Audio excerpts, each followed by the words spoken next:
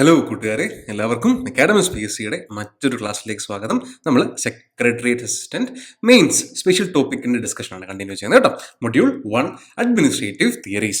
നമുക്കറിയാം principles of അഡ്മിനിസ്ട്രേഷനകത്ത് നമ്മൾ അഡ്മിനിസ്ട്രേഷൻ എന്താണെന്നും അഡ്മിനിസ്ട്രേഷൻ വേഴ്സസ് മാനേജ്മെന്റ് ഡിഫറൻസ് എന്താണെന്നും ബേസിക് എങ്ങനെയാണ് അഡ്മിനിസ്ട്രേഷൻ വുഡ്രോവൽസിന്റെ കാലത്ത് അത് എങ്ങനെ തുടർന്നു, പിന്നെ അത് അതിന്റെ ഡൈക്കോട്ടമി വിത്ത് പൊളിറ്റിക്സ് അല്ലേ, പൊളിറ്റിക്സും അഡ്മിനിസ്ട്രേഷനും തമ്മിലുള്ള വ്യത്യാസം എന്താണ്, അല്ലെങ്കിൽ എങ്ങനെയാണ് അത് വ്യത്യസ്തമാകുന്നത് എന്നുള്ള കാര്യമൊക്കെ നമ്മൾ വളരെ ഡീറ്റെയിൽഡ് ആയിട്ട് സംസാരിച്ചു. നമുക്കിനി നമ്മൾ private and public non profit organisation അവരുടെ ഫോക്കസ് എവിടെയാണ്, എഫിഷ്യൻസിയിൽ എങ്ങനെയാണ് അത് ഫോക്കസ് ചെയ്യുന്നത്, ഇതൊക്കെ നമ്മൾ നോക്കി. ഇനി നമ്മൾ കടക്കാൻ പോകുന്ന പോർഷൻ എന്ന് പറഞ്ഞു കഴിഞ്ഞാൽ തിയറീസ് ഓഫ് അഡ്മിനിസ്ട്രേഷൻ ആണ്, which includes classical, behavioural and contingency theory. Fine.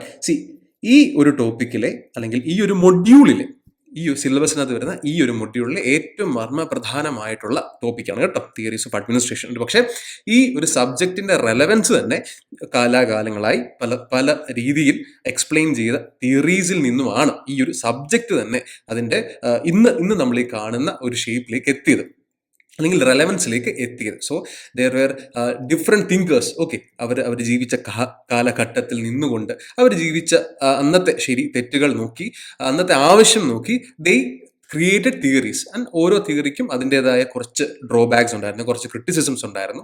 And അങ്ങനെയാണ് പിന്നീട് പുതിയ തിയറീസ് വന്നത് കേട്ടോ. ഫൈൻ. ഞാൻ നേരത്തെ പറഞ്ഞ പോലെ നമ്മൾ ഏത് തിയറി ആണോ പഠിക്കുന്നത് അത് അതാത് കാലഘട്ടത്തിലെ അതിൻ്റെ റെലവൻസ് എന്താണ് എന്ന് കൂടി നമ്മൾ മനസ്സിലാക്കി വേണം പോകാൻ. ഈ തിയറീസ് ഓഫ് അഡ്മിനിസ്ട്രേഷൻ ആണ് ഞാൻ പറഞ്ഞ പോലെ ഈ പ്രിൻസിപ്പിൾസ് ഓഫ് അഡ്മിനിസ്ട്രേഷൻ എന്ന ടോപ്പിക്കിന്റെ കാതലായ പോർഷൻ കേട്ടോ. വളരെ ഇമ്പോർട്ടൻ്റ് ആയിട്ടുള്ള പോർഷനാണ്. നമുക്കൊരു ആറേഴ് തിങ്കേഴ്സ് ഉണ്ട്, അവരുടെ തിയറീസ് അവർ ഡീറ്റെയിൽ ആയിട്ട് നമുക്ക് ഡിസ്കസ് ചെയ്യണം. ആൻഡ് അതിൻ്റെ ക്രിറ്റിസിസംസ് എന്താണെന്ന് പഠിക്കണം, ആൻഡ് അതിൻ്റെ മെയിൻ പോയിന്റ്സ് എന്താണെന്നുള്ള കാര്യം നമുക്ക് പഠിക്കണം. നമുക്കിനി എന്ത് ചെയ്യാം, ജസ്റ്റ് ഒരു ഇൻട്രഷൻ തന്നെ നമുക്ക് പയ്യെ മുമ്പോട്ടോ. അഡ്മിനിസ്ട്രേറ്റീവ് തിയറി എന്ന് പറഞ്ഞു കഴിഞ്ഞാൽ ബേസിക്കലി എന്തിനായിരിക്കും ആ തിയറി? നമുക്കറിയാം ലോകത്ത് ഡിഫറെൻറ്റ് ഓർഗനൈസേഷൻസ് ഉണ്ട് അല്ലേ, ഡിഫറെൻറ്റ് ഓർഗനൈസേഷൻസ് ഉണ്ട്. ഈ ഓർഗനൈസേഷൻസ് ഒക്കെ വർക്ക് ചെയ്യുന്നത് ഡിഫറെൻറ്റ് കൾച്ചർ ബേസിസിലായിരിക്കും അല്ലേ. പക്ഷേ ഇന്ത്യയിൽ ഒരു ഓർഗനൈസേഷൻ വർക്ക് ചെയ്യുന്നത് പോലെ ആയിരിക്കണം എന്നില്ല ജപ്പാനിൽ ഒരു ഓർഗനൈസേഷൻ വർക്ക് ചെയ്യുന്നത് അല്ലേ. അവരുടെ ബേസിക് കോർ വാല്യൂസ് ഡിഫറെൻ്റ് ആയിരിക്കും. നമുക്കറിയാം Japanese workmen they want to work for long hours അല്ലേ, അവർക്ക് വർക്ക് ആണ് മെയിൻ, അവരുടെ പ്രയോറിറ്റി അതാണ്.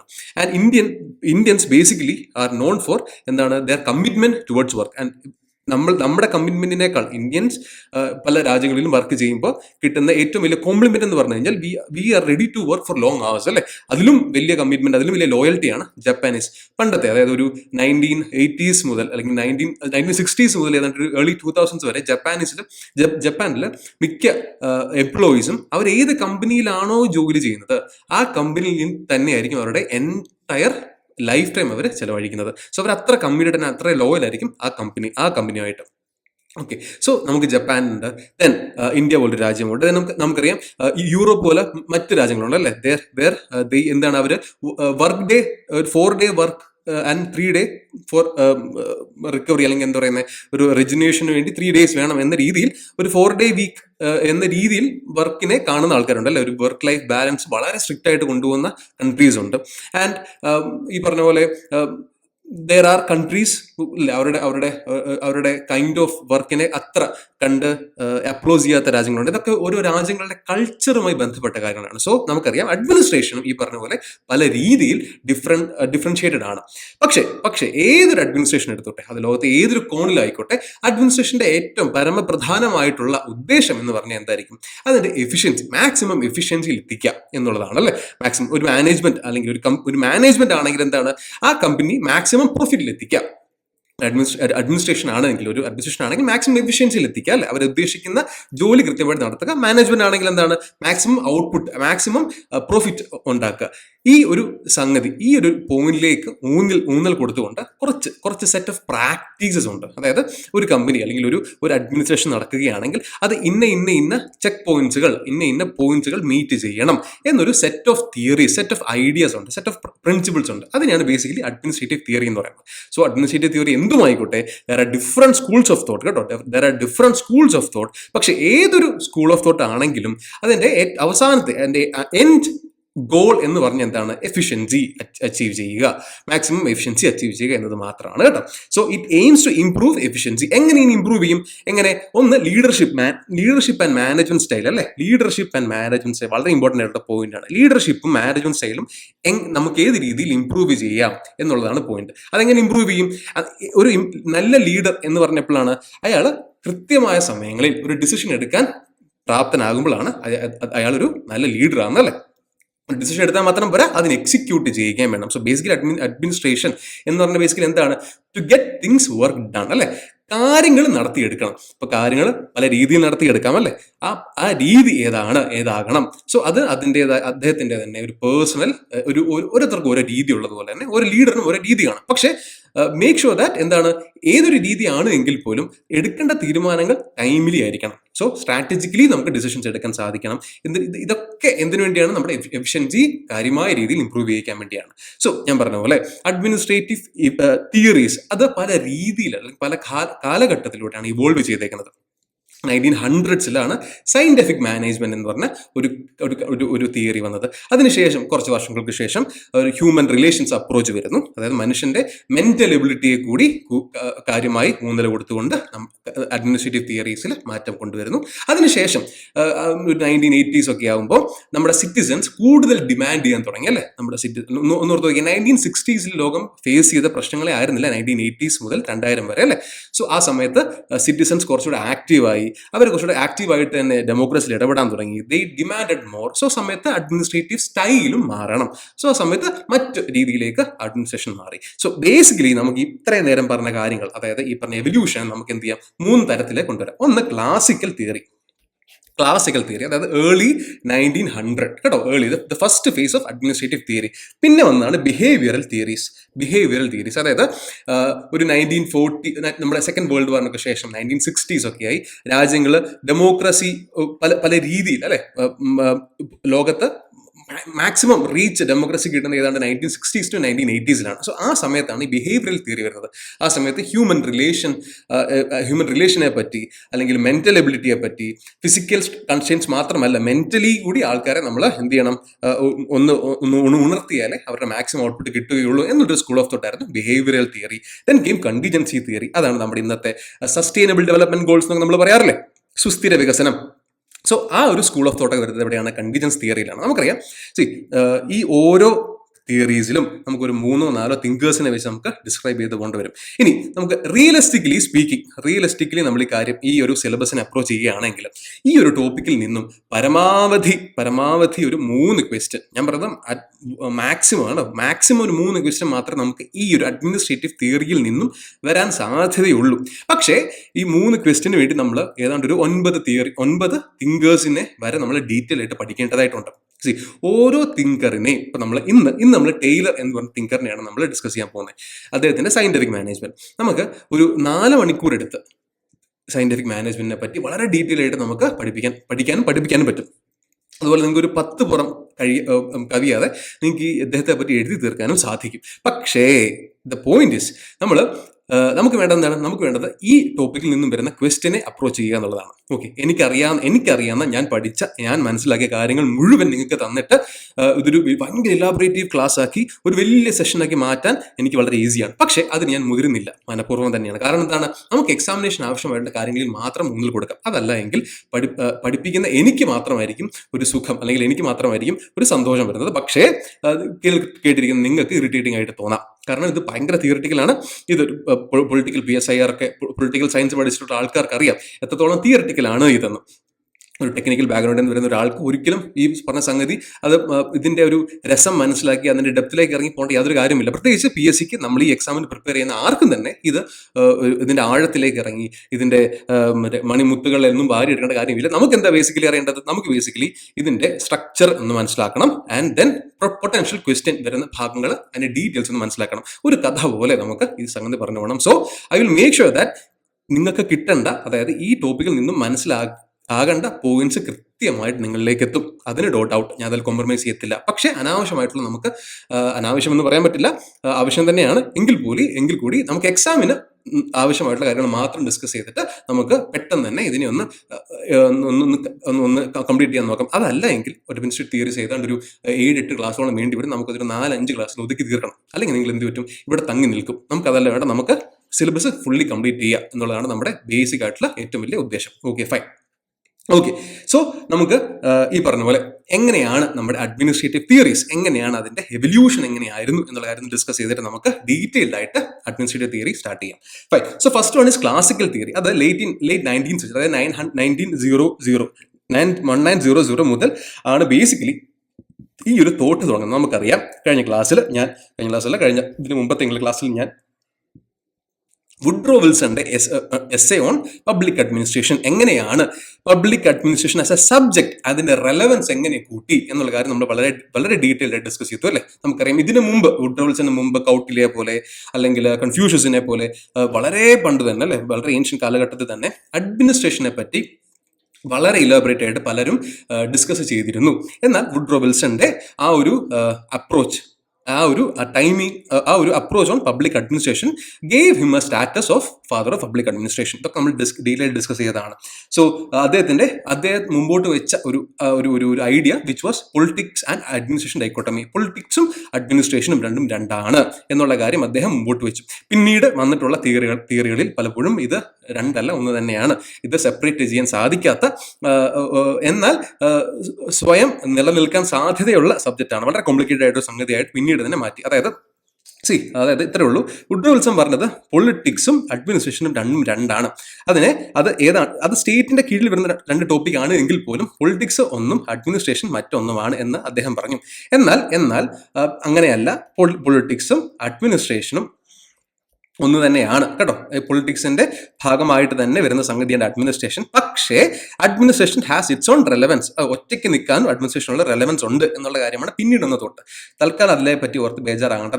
നമുക്കത് ഡീറ്റെയിൽ നമ്മൾ ഡിസ്കസ് ചെയ്യും കമ്മിങ് ക്ലാസ്സസിൽ കേട്ടോ. സോ ഈ ഒരു ഐഡിയ മാത്രം മനസ്സിലാക്കി വെക്കുക. Woodrow Wilson advocated for politics and administration dichotomy കേട്ടോ. ഫൈൻ.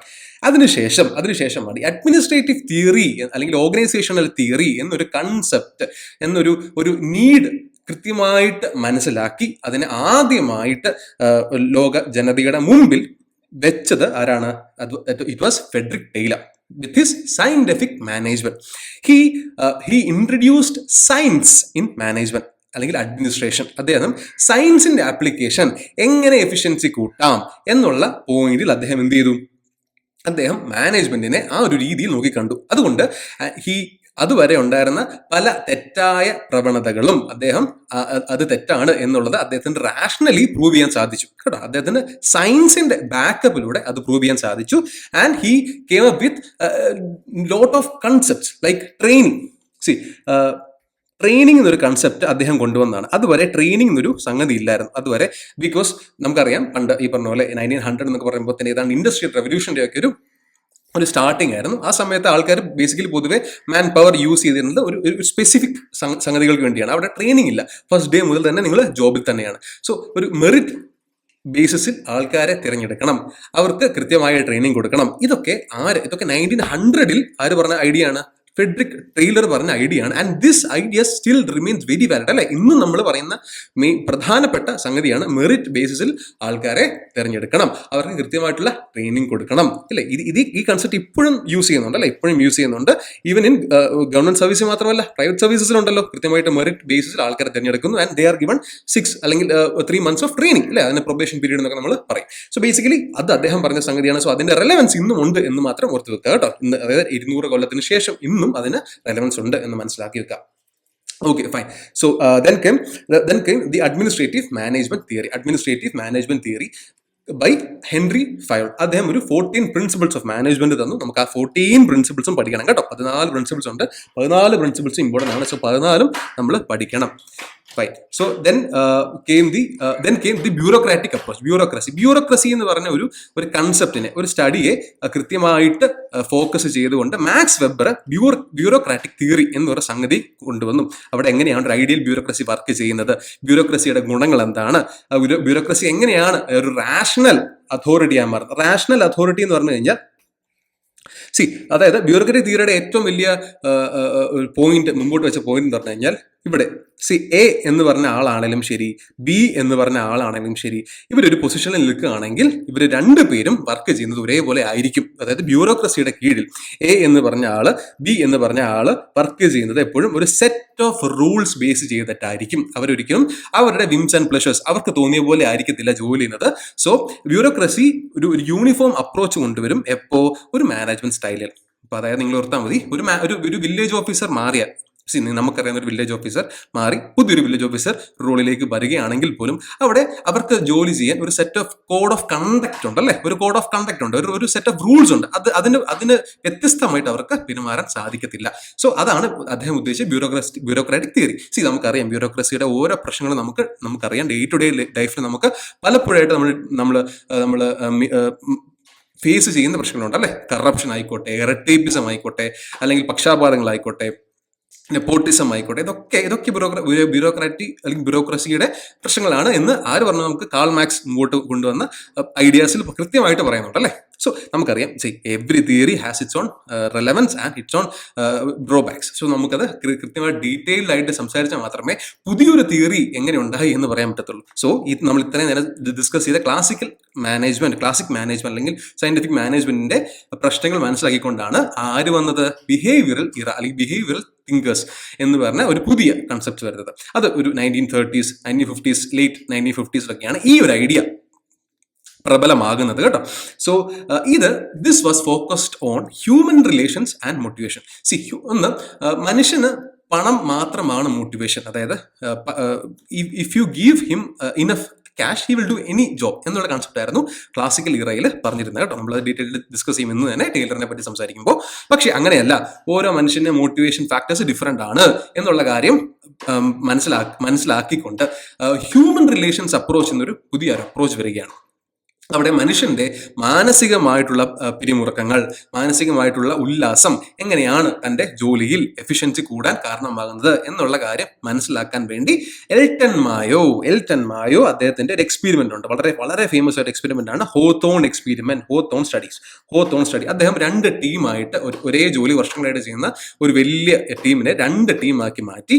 ഒരു ടീമിന് ഇടയ്ക്ക് ബ്രേക്കും, ഒരു ടീമിന് ഇടയ്ക്ക് ഫുഡ് കഴിക്കാനും ചിറ്റ്ചാറ്റ് ചെയ്യാനും ഒക്കെ ബ്രേക്ക് കൊടുക്കുന്നു. ഒരു ടീം പഴയ പോലെ തന്നെ ജോലി ചെയ്യുന്നു. എങ്ങനെയാണ് എഫിഷ്യൻസി മാറുക? നിങ്ങൾക്ക് തന്നെ അറിയാം, അല്ലേ? ഒരു ക്ലാസ് കണ്ടിന്യൂസ് 4 മണിക്കൂർ ക്ലാസ് എടുക്കുന്നതിനേക്കാൾ എത്രയോ നല്ലതായിരിക്കും ഓരോ മണിക്കൂറിന്റെ ക്ലാസ് ഇടവിട്ട് ഒരു 10 മിനിറ്റ് ബ്രേക്ക് ആണെങ്കിൽ. ആ ഒരു കൺസെപ്റ്റിലേക്ക് എൽട്ടൺ മായോ ഈ പറഞ്ഞ അഡ്മിനിസ്ട്രേറ്റീവ് തിയറിയെ കൊണ്ട് എത്തിക്കുകയാണ് ചെയ്തത്. സോ അദ്ദേഹമായിരുന്നു ആദ്യത്തെ ഹ്യൂമൻ റിലേഷൻസ് അപ്രോച്ചിന്റെ ആദ്യത്തെ വലിയ contributor. Then comes Abraham Maslow. അദ്ദേഹമാണ് ഒരു മോട്ടിവേഷൻ, നേരത്തെ സംസാരിച്ച പോലെ മണി എന്നുള്ളത് മാത്രമല്ല ഒരു മോട്ടിവേറ്റിംഗ് ഫാക്ടർ. ഇനീഷ്യലി മണി ആയിരിക്കാം, ഒരു പോയിന്റ് വരെ നമുക്ക് ഒരു പണം നമ്മളെ മോട്ടിവേറ്റ് ചെയ്യുമെങ്കിലും പിന്നീട് നമുക്ക് മോട്ടിവേഷൻസ് മാറാം. എല്ലാവർക്കും ഒരുപോലെ പണം എന്നുള്ളതായിരിക്കണമെന്നില്ല മോട്ടിവേഷൻ. ചില ആൾക്കാർക്ക് സോഷ്യൽ സ്റ്റാറ്റസ് ആയിരിക്കാം, ചില ആൾക്കാർക്ക് സ്വയം സമാധാനമായിരിക്കാം, അല്ലെ? സോ അങ്ങനെ പല ഫാക്ടേഴ്സ് ഉണ്ട് എന്നുള്ള കാര്യം ആര് പറഞ്ഞു? മാസ്ലോ അദ്ദേഹത്തിന്റെ ഹൈറാർക്കി ഓഫ് നീഡ്സ് എന്ന് പറഞ്ഞ കൺസെപ്റ്റ് നമ്മൾ ഡിസ്കസ് ചെയ്യും. ഫൈൻ.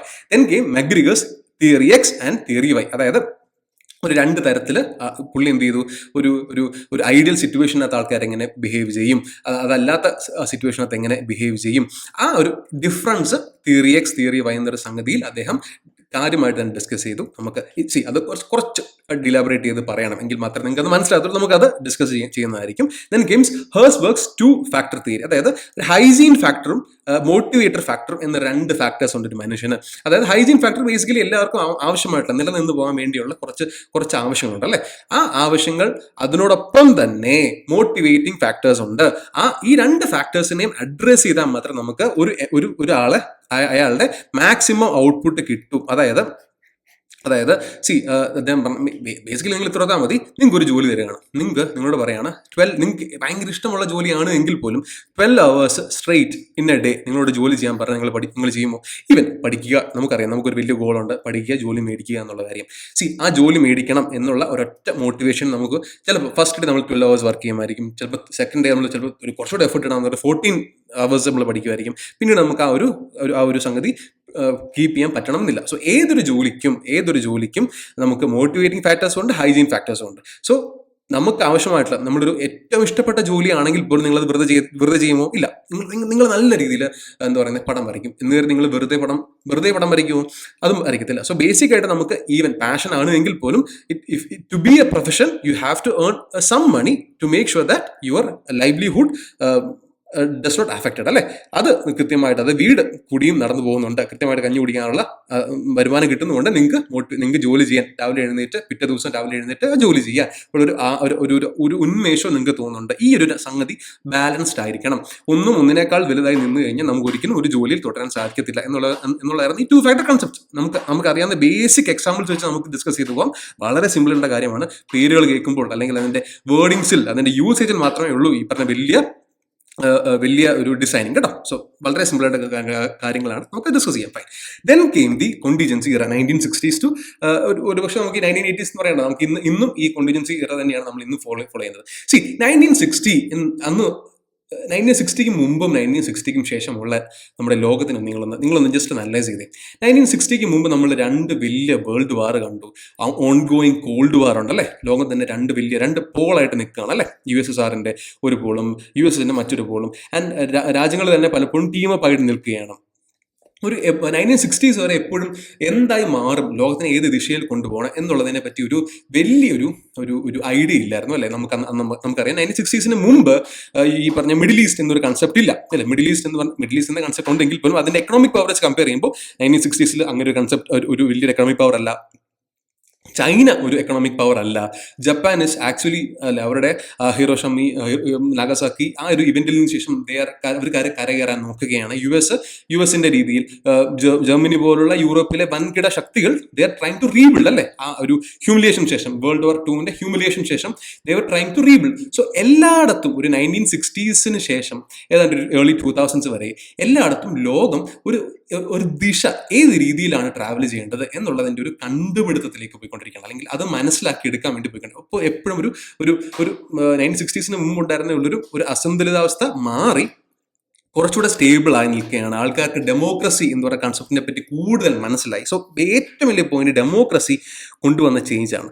ഡെമോക്രസി രാജ്യങ്ങൾ ഡെമോക്രസി എന്ന് പറയുന്ന കൺസെപ്റ്റ് ഏറ്റെടുക്കുന്നു അല്ലെ. അതിന്റെ പല രീതിയിലുണ്ട് എങ്കിൽ പോലും ഡെമോക്രസി എന്ന് പറയുന്ന കൺസെപ്റ്റിനെ ആൾക്കാർ കൂടുതൽ ഏറ്റെടുക്കുന്നു. ആൻഡ് സിറ്റിസൺ അവരുടെ, അതായത് പൗരന്റെ അവകാശങ്ങളെ പറ്റി കൂടുതൽ ചിന്താകുലനാകുന്നു. ആൻഡ് അത് നേടിയെടുക്കാൻ വേണ്ടിയുള്ള പോരാട്ടങ്ങൾ ഉണ്ടാകുന്നു. അതുപോലെ തന്നെ നമുക്കറിയാം എങ്ങനെയാണ്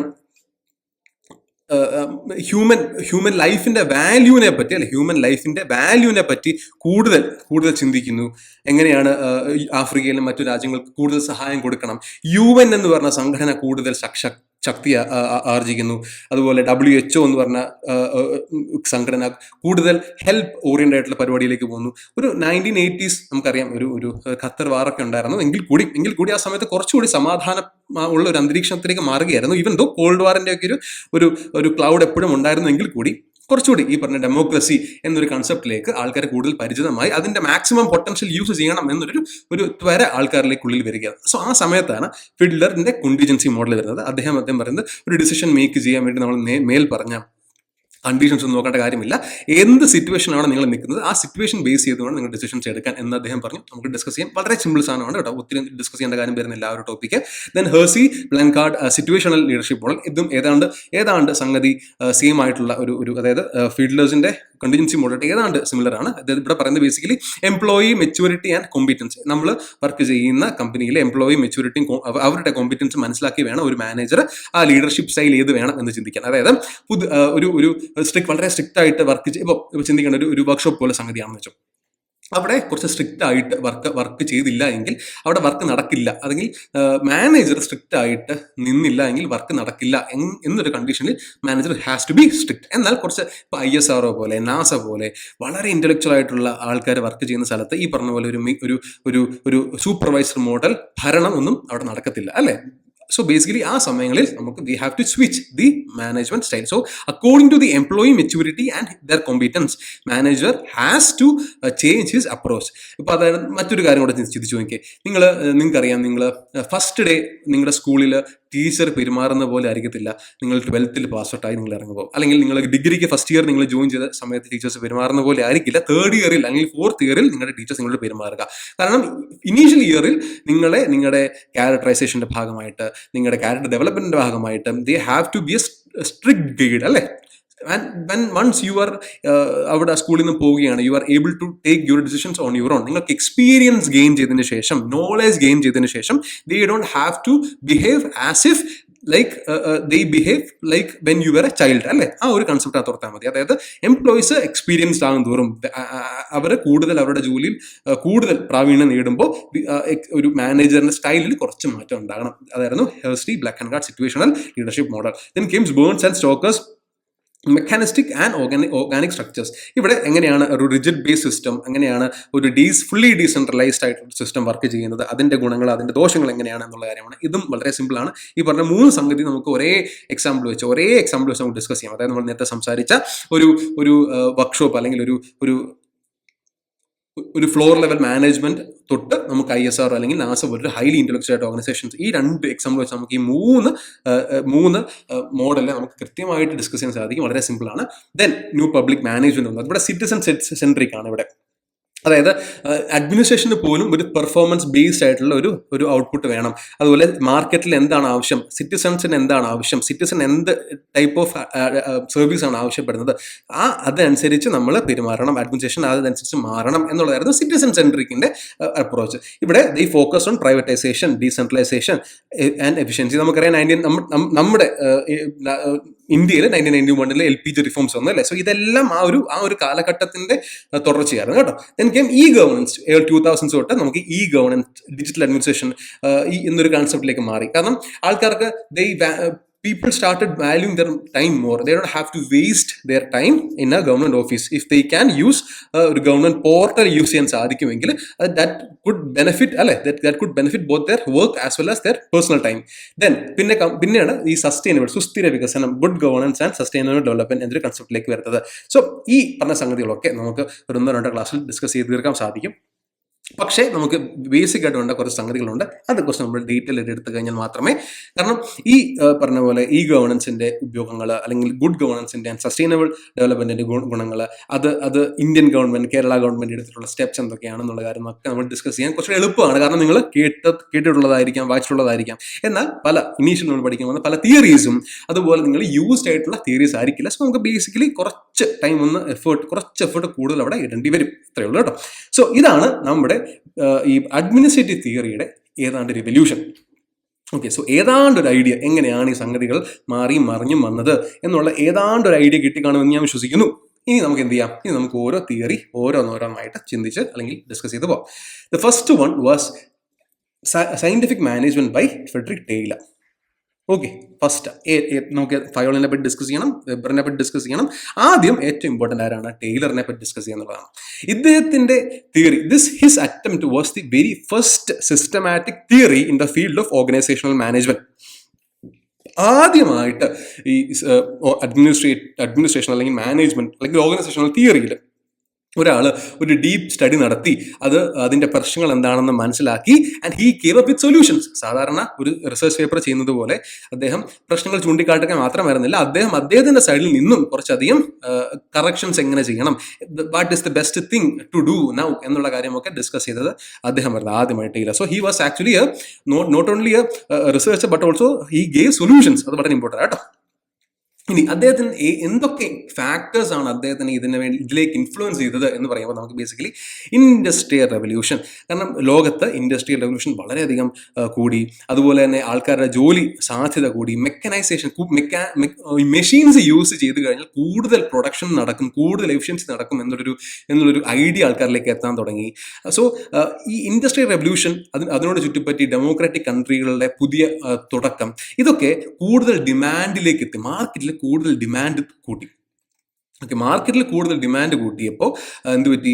അതിനനുസരിച്ച് പ്രൊഡക്റ്റും സർവീസും ആൾക്കാരിലേക്ക് എത്തിക്കണം. സോ അങ്ങനെ ആൾക്കാരിലേക്ക് best performance, best quality, best service എത്തിക്കണമെങ്കിൽ ഇപ്പോഴുള്ള കുറച്ച് പ്രശ്നങ്ങൾ അഡ്രസ്സ് ചെയ്തേ സാധിക്കത്തുള്ളൂ.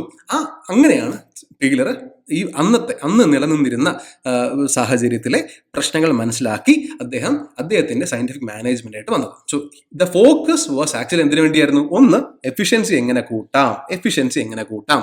ദെൻ 2, പ്രൊഡക്ടിവിറ്റി എങ്ങനെ കൂട്ടാം. ജോലി ചെയ്യുന്ന ആൾക്കാരുടെ പ്രൊഡക്ടിവിറ്റി എങ്ങനെ കൂട്ടാം. അവർ 8 മണിക്കൂർ ജോലി ചെയ്യുന്നുണ്ട് എങ്കിൽ 8 മണിക്കൂറിൽ അവർ മാക്സിമം പ്രൊഡക്ഷൻ നടക്കണമെങ്കിൽ അവരിൽ എന്തൊക്കെ കൺസ്ട്രെയിൻസ്, എന്തൊക്കെ നേട്ടങ്ങൾ, അല്ലെങ്കിൽ എന്തൊക്കെ സ്റ്റെപ്സ് എടുക്കണം എന്നുള്ളതായിരുന്നു അദ്ദേഹത്തിന്റെ പ്രഥമ ഫോക്കസ് കേട്ടോ. So this led to the beginning of the field of organizational theory. ഇന്ന് നമ്മൾ സംസാരിച്ച എല്ലാ അഡ്മിനിസ്ട്രേറ്റീവ് തിയറീസിന്റെയും തുടക്കം തലതൊട്ടപ്പൻ ആരായിരുന്നു? ടൈലറിന്റെ സയന്റിഫിക് മാനേജ്മെന്റ് ആയിരുന്നു. ഇനി ടൈലർ എന്ന് പറഞ്ഞു കഴിഞ്ഞാൽ ബേസിക്കലി അദ്ദേഹം ഒരു മെക്കാനിക്കൽ എഞ്ചിനീയർ. നമുക്ക് അദ്ദേഹത്തെ പറ്റി ജസ്റ്റ് ഒന്ന് പറഞ്ഞിട്ട് നമുക്ക് ബാക്കി കാര്യങ്ങളിലേക്ക് പോകാം. അദ്ദേഹം ഒരു മെക്കാനിക്കൽ എഞ്ചിനീയർ ആയിരുന്നു. അദ്ദേഹം ജനിച്ചത് ജർമ്മനിയിലായിരുന്നു. പക്ഷേ then he move to US. അദ്ദേഹം ഒരു ഷോപ്പ് ഫ്ലോർ മാനേജ്മെന്റ്, അതായത് ബേസിക്കലി നമ്മൾ പലപ്പോഴും കാണുന്ന സെയിൽസ് ബോയ് എന്ന രീതിയിൽ, അതായത് ഒരു ഷോപ്പ് ഫ്ലോർ ഒരു സെയിൽസ് പേഴ്സൺ ആയിട്ട് അദ്ദേഹം വർഷങ്ങളോളം ജോലി ചെയ്തു. Then he with his effort അദ്ദേഹം ഒരു മെക്കാനിക്കൽ എഞ്ചിനീയറിംഗ് ക്ലിയർ ചെയ്യുകയും പിന്നീട് അദ്ദേഹം ഒരു വലിയൊരു കമ്പനിയുടെ CEO ആയി മാറുകയൊക്കെ ചെയ്തു. സോ ബേസിക്കലി അദ്ദേഹത്തിന് ഒരു മാനേജ്മെന്റിന്റെ എല്ലാ ലെവൽ ഓഫ് എക്സ്പീരിയൻസും അദ്ദേഹത്തിന് ഉണ്ടായിരുന്നു. അതുകൊണ്ട് തന്നെ he knew the problems in every level of management. ഓരോ മാനേജ്മെന്റ് ലെവലിലും ഉണ്ടാകുന്ന പ്രോബ്ലംസിനെ പറ്റി കൃത്യമായിട്ട് അദ്ദേഹം വാചാലനായിരുന്നു. And then he came up with the scientific management. So basically ഇത്രയേ ഉള്ളൂ. സയന്റിഫിക് മാനേജ്മെന്റ് എന്താണ് എന്ന് ചോദിക്കുകയാണെങ്കിൽ അത് ഇത്രയേ ഉള്ളൂ. ബേസിക്കലി സയൻസ് ഇൻ മാനേജ്മെന്റിൽ സയൻസിന്റെ ആപ്ലിക്കേഷൻസ് കൊണ്ടുവരിക. എന്തിനു വേണ്ടി കൊണ്ടുവരിക? പ്രൊഡക്ടിവിറ്റി കൂട്ടുക എന്നുള്ളതാണ്. Scientific management means application of science at work, അല്ലെങ്കിൽ അറ്റ് ഓർഗനൈസേഷണൽ വർക്ക് പ്രോസസ്. ഏതെങ്കിലും ഒരു ഓർഗനൈസേഷനിൽ അല്ലെങ്കിൽ നമ്മൾ ചെയ്യുന്ന വർക്കിൽ നമ്മൾ സയൻസിനെ ഉൾപ്പെടുത്തുകയാണ് എങ്കിൽ അതെന്തായി മാറി? സയന്റിഫിക് മാനേജ്മെന്റ് ആയിട്ട് മാറി. എന്തിനു വേണ്ടി? ഒന്ന്, ഒപ്റ്റിമൽ പ്രൊഡക്ടിവിറ്റി മാക്സിമം ആക്കുക. അവിടെ നടക്കുന്ന ജോലി എന്താണ്, അല്ലെങ്കിൽ അവിടെ നടക്കുന്ന പ്രോസസ്സിനെ സ്ട്രീം ലൈൻ ചെയ്യുക. ഉദാഹരണത്തിന് നമ്മളൊരു TV മാനുഫാക്ചർ ചെയ്യുന്ന ഒരു കമ്പനിയാണെന്ന് വെച്ചോ. അവിടെ ഓരോ സ്റ്റെപ്പിലും, അല്ലെങ്കിൽ ഒരു കാർ മാനുഫാക്ചർ ചെയ്യുന്ന കമ്പനിയാണെന്ന് വെച്ചോ, നമ്മൾ ആദ്യമേ ഇപ്പം ഇവിടുന്ന് തുടങ്ങി ഇതൊരു വലിയൊരു പ്ലാന്റ് ആണെന്ന് കരുതുക. ഇവിടെ ഇറങ്ങുമ്പോൾ നമുക്കൊരു ഫുൾ കാർ കിട്ടണം. ഓക്കെ, ഇതാണ് ബേസിക്കലി ഒരു കൺസെപ്റ്റ് എന്ന് വെച്ചു. ഇനി സ്ട്രീം ലൈനിങ് ദി പ്രോസസ് എന്ന് പറഞ്ഞു കഴിഞ്ഞാൽ ബേസിക് ഉദ്ദേശിക്കുന്നത് നമ്മൾ ഇവിടെ അതിൻ്റെ ചേസ് വരുന്നു. ഓക്കെ, നെക്സ്റ്റ് സ്റ്റെപ്പിൽ അതിനാവശ്യമായിട്ടുള്ള എഞ്ചിൻ ഘടിപ്പിക്കുന്നു, ആൻഡ് ആവശ്യമായിട്ടുള്ള മെക്കാനിക്കൽ അല്ലെങ്കിൽ ഇലക്ട്രോണിക്സ് ആക്ടിവിറ്റീസ്, അല്ലേ? ഇന്നിപ്പം എല്ലാ കാറുകളും ഹൈബ്രിഡ് ആണ്. സോ അതിൻ്റെ കാര്യങ്ങളെല്ലാം നടത്തുന്നു. ദെൻ എന്ത് ചെയ്തു? ദെൻ അതിൻ്റെ പെയിന്റിങ്, അല്ലേ? ഈ ചേസ് ഘടിപ്പിച്ചതിന് ശേഷം നമ്മൾ അകത്ത് ഇനീഷ്യലി വെക്കേണ്ട സാധനങ്ങൾ വെക്കുന്നു. ദെൻ പെയിന്റ് ചെയ്യുന്നു, ആൻഡ് ആവശ്യമായിട്ടുള്ള എന്താ പറയുന്നത് മറ്റും സീറ്റ് കവറും ഒക്കെ സീറ്റ് കവർ വെക്കുന്നു, ആൻഡ് ദെൻ ടയർ ഘടിപ്പിക്കുന്നു, ആൻഡ് ദെൻ നമ്മൾ എന്ത് ചെയ്തു? നമ്മൾ കാണുന്ന ഒരു കാർ വെളിയിലേക്ക് വരും. This is streamlining. ഈ സ്ട്രീം ലൈനിങ് കൃത്യമായിട്ട് നടന്നില്ലെങ്കിൽ എന്ത് പറ്റും? ആദ്യമേ കൊണ്ടുപോയി കളർ അടിപ്പിച്ചു. ആദ്യമേ നമ്മൾ കളർ അടിപ്പിച്ചു, രണ്ടാമത് നമ്മൾ കൊണ്ടുപോയി ടയർ കയറ്റി, മൂന്നാമത് നമ്മൾ എഞ്ചിൻ വെക്കണമെങ്കിൽ ഈ സാധനം മുഴുവൻ അടിക്കണം, അല്ലേ? സോ ബേസിക്കലി എന്ത് പറ്റും? ഒരു കൺഫ്യൂഷൻ ജനിപ്പിക്കും, അല്ലേ? ജോലിക്ക് ഒരു ഫ്ലോ കാണില്ല, ജോലിയിൽ ഒരു കൺഫ്യൂഷൻ ഉണ്ടാവും, ആൾക്കാർക്ക് തന്നെ ചെയ്യുന്ന ജോലിയോടൊരു മതിപ്പുണ്ടാകണം എന്നില്ല. സോ ബേസിക്കലി അദ്ദേഹം എന്ത് ചെയ്തു? He propose to streamline process. എന്തൊരു ജോലിയാണെങ്കിലും അതിനെ സ്ട്രീം ലൈൻ ചെയ്യുക. ആദ്യം അതിനെ പ്ലാൻ ചെയ്യുക, അല്ലെ? ദെൻ ഡിസ്കസ് ചെയ്യുക, എങ്ങനെ ഏതൊക്കെ ടീം എന്തൊക്കെ ചെയ്യണമെന്ന് ഡിസ്കസ് ചെയ്യുക. ദെൻ ഓരോ ടീമും ഓരോ ജോലിയിലേക്ക് കടക്കുക, അതിനെ സൂപ്പർവൈസ് ചെയ്യാൻ വേണ്ടി ഒരാൾ വെക്കുക. അങ്ങനെ ഒരു പ്രോസസ്സിനെ ഏതൊക്കെ രീതിയിൽ ബെറ്റർ ആക്കാൻ സാധിക്കും എന്ന രീതിയിൽ ഒരു ഹോൾ പിക്ചർ കാണാൻ വേണ്ടി ആരാദ്യം ആവശ്യപ്പെട്ടു? It was Taylor who came up with the scientific management which focused on providing optimal productivity and by streamlining the process and procedures കേട്ടോ. വളരെ ബേസിക് ആയിട്ടുള്ള കാര്യമാണ്, നിങ്ങൾക്ക് മനസ്സിലാവുന്ന സംഗതി തന്നെയാണ്. ഇനി അദ്ദേഹത്തിന്റെ സ്ട്രീംലൈനിങ് ഓഫ് പ്രോസസ് അദ്ദേഹം എങ്ങനെയാണ് ഉദ്ദേശിച്ചത്? Minimum effort and maximum output. ആൾക്കാരുടെ ജോലി ഭാരം കുറയ്ക്കുക. ജോലി ഭാരം കുറയ്ക്കുക എന്ന് ഉദ്ദേശിക്കുമ്പോൾ അദ്ദേഹം ആൾക്കാർ ജോലി ചെയ്യുന്നത് വളരെ കുറയ്ക്കണം അല്ലെങ്കിൽ ടൈം കുറയ്ക്കണം എന്നൊന്നും ആയിരുന്നില്ല. അദ്ദേഹം പറഞ്ഞ അതുവരെ ചെയ്തിരുന്നത് ഒരാൾ ഒരു 10 കാര്യങ്ങൾ ഒരു സമയം ചെയ്തിരുന്നുവെങ്കിൽ ഒരാളെ കൊണ്ട് ഒരു കാര്യം മാത്രം ചെയ്യിപ്പിക്കാം. അത് ഒരു 8 മണിക്കൂർ അങ്ങ് ചെയ്യിപ്പിക്കാം, അല്ലെങ്കിൽ 10 മണിക്കൂർ അങ്ങ് ചെയ്യിപ്പിക്കാം. അതായത് ഒരാൾ തന്നെ പെയിന്റ് അടിക്കുക, ഒരാൾ തന്നെ ഈ പറഞ്ഞ പോലെ മെഷീൻസ് ഫിറ്റ് ചെയ്യുക. അതിന് പകരം ഓരോന്നിനും ഓരോ ടീം സെറ്റ് ചെയ്തിട്ട് ഒരാളെ കൊണ്ട് ഒരു ജോലി ചെയ്യിപ്പിച്ചിട്ട് അതിന്റെ മാക്സിമം ഔട്ട്പുട്ട്, അതായത് ഒരാൾ ഒരു ദിവസം 10 ക്യാപ്പ് അല്ലെങ്കിൽ 10 ക്യാപ്പ് ഉണ്ടാക്കുമായിരുന്നുവെങ്കിൽ അയാളൊരു 15 ക്യാപ്പ് ഒരു ദിവസം ഉണ്ടാക്കാൻ വേണ്ടി അദ്ദേഹത്തിന് ഏത് രീതിയിൽ അദ്ദേഹത്തിന്റെ പ്രോസസ്സിനെ സ്ട്രീംലൈൻ ചെയ്ത് കഴിഞ്ഞാൽ നമുക്കത് സാധിക്കും എന്ന് മനസ്സിലാക്കുക എന്നുള്ളതായിരുന്നു അദ്ദേഹത്തിന്റെ ആപ്ലിക്കേഷൻ. ദെൻ ഇനി ഫാക്ടേഴ്സ്, ഏതൊക്കെ ഫാക്ടേഴ്സ് ആണ് സയന്റിഫിക് മാനേജ്മെന്റിലേക്ക് നയിച്ചത്? ഞാൻ നേരത്തെ സംസാരിച്ച പോലെ ഡെമോക്രസീസ് അല്ലെ, ജനാധിപത്യ രാജ്യങ്ങൾ വലുതാകാൻ തുടങ്ങി, കൂടുതലാകാൻ തുടങ്ങി. ആൾക്കാരിലേക്ക് കൂടുതൽ വെൽഫെയർ ആക്ടിവിറ്റീസ് അല്ലെ, ജനാധിപത്യം വരുന്നു. ആൾക്കാരുടെ ജീവിത നിലവാരം കൂട്ടാൻ വേണ്ടി അതാത് രാജ്യങ്ങൾ കൂടുതൽ പൈസ ചെലവഴിക്കുന്നു അല്ലെ, മാർക്കറ്റിൽ ഇടപെടുന്നു. അങ്ങനെ ആൾക്കാർക്ക് അന്നത്തേക്കാൾ കുറച്ച് കൂടി അവരുടെ വരുമാനം കൂടുന്നു. വരുമാനം കൂടുമ്പോൾ ഒബ്വിയസ്ലി എന്ത് പറ്റും? മാർക്കറ്റിൽ ഡിമാൻഡ് കൂടും. ആ ഡിമാൻഡിനെ ക്യാപിറ്റലൈസ് ചെയ്യാൻ വേണ്ടി ഇൻഡസ്ട്രിയൽ റെവല്യൂഷൻ അല്ലെങ്കിൽ ഇൻഡസ്ട്രീസ് കൂടുതൽ വർക്കഹോളിക് ആയിട്ടുള്ള എംപ്ലോയീസിനെ ഉള്ളിലേക്ക് കൊണ്ടുവരുന്നു.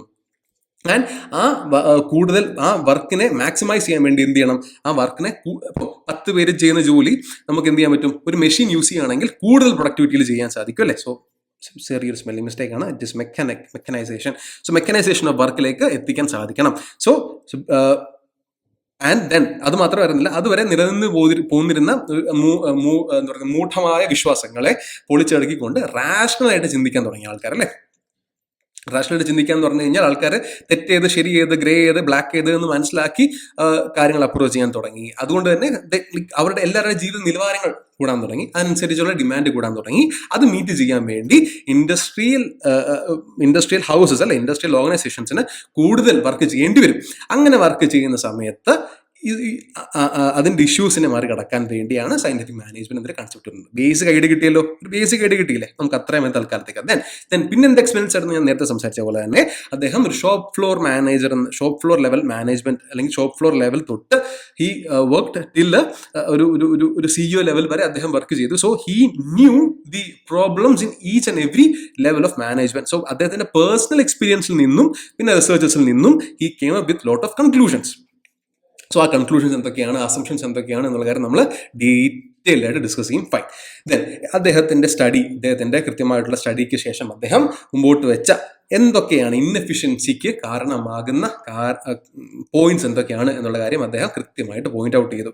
മൊത്തം 6 പ്രശ്നങ്ങളാണ് അദ്ദേഹം ചൂണ്ടിക്കാട്ടിയത്. ഫസ്റ്റ് വൺ എന്താണ്? Rule of thumb. എന്താണ് rule of thumb? Rule of thumb എന്ന് പറയുമ്പോൾ ബേസിക്കലി എന്താണോ ഇപ്പോൾ ഒരു കമ്പനിയിൽ ഒരു മാനേജർ വർക്ക് ചെയ്യുന്നു, ആ മാനേജറിന്റെ ശരി തെറ്റും അനുസരിച്ച് അവിടെ നിയമങ്ങൾ പരിഷ്കരിക്കുകയും മാറ്റുകയും അല്ലെങ്കിൽ വർക്ക് തന്നെ പല രീതിയിൽ ഡിസൈൻ ചെയ്യുകയും ചെയ്യുകയാണ്. അതായത് മാനേജറിന്റെ തോട്ടിൽ എന്താണോ ശരി അത് ഏറ്റെടുക്കുകയാണ് ചെയ്യുന്നത്. ചിലപ്പോൾ അതുവരെ നിലനിന്ന് പോകുന്ന അതേ പ്രൊസീജിയേഴ്സ് ഫോളോ ചെയ്യാൻ വേണ്ടിയായിരിക്കും.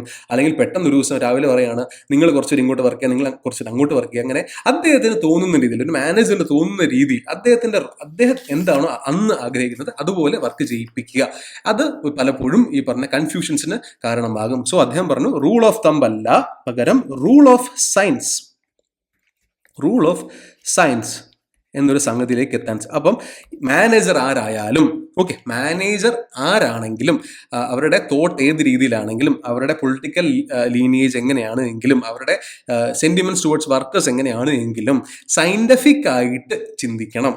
സയന്റിഫിക്കലി ഈ എടുക്കുന്ന ഡെസിഷൻ അല്ലെങ്കിൽ സയന്റിഫിക്കലി ഞാൻ പോകുന്ന മാറ്റം ഏത് രീതിയിൽ പ്രൊഡക്ടിവിറ്റിയെ ബാധിക്കും എന്നുള്ളത് പഠിച്ചിട്ട് അതിന്റെ സ്റ്റെപ്പ് എടുക്കണം. സോ റൂൾ ഓഫ് തമ്പ് എന്നുള്ളതിന് പകരം റൂൾ ഓഫ് തമ്പ് ഒരു വലിയ ഇൻഎഫിഷ്യൻസി കാരണമാകും, അതിന് പകരം റൂൾ ഓഫ് സയൻസ് എടുക്കണം എന്ന് അദ്ദേഹം പറഞ്ഞു. ദെൻ കംസ് സോൾഡറിങ് എന്താ? ആൾക്കാർക്ക് ഒരു മടുപ്പ് തോന്നുക. അതായത് പണിയെടുത്ത് നമുക്ക് ഇപ്പോൾ ബേസിക്കലി നമുക്ക് രാവിലെ ജോലിക്ക് കയറുമ്പോൾ അല്ലെങ്കിൽ രാവിലെ പഠിക്കാനിരിക്കുമ്പോൾ നിങ്ങൾക്ക് എല്ലാവർക്കും കുറച്ച് നല്ല ഉന്മേഷം കാണും അല്ലേ. ഇന്ന് ഞാൻ ഇത് കുറച്ചധികം പഠിക്കും, ഇന്ന് ഞാൻ കുറേ അധികം നോട്ട് ഉണ്ടാക്കും.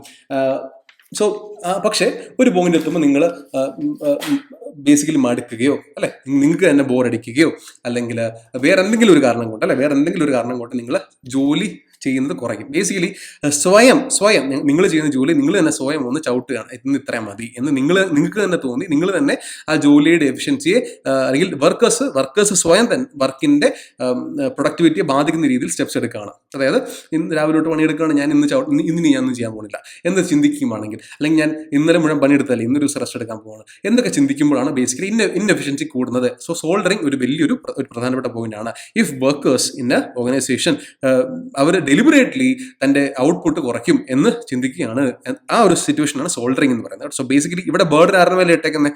നേരത്തെ ഫസ്റ്റ് പോയിന്റിൽ നമ്മൾ കുറ്റം മാനേജറുടെ കുറ്റം എന്ന് പറഞ്ഞപ്പോൾ സെക്കൻഡ് പോയിന്റിൽ അദ്ദേഹം കുറ്റം ആരുടെയാണെന്ന് പറഞ്ഞു? അദ്ദേഹം എംപ്ലോയീസിന്റെ ആണ് എന്ന് പറഞ്ഞു.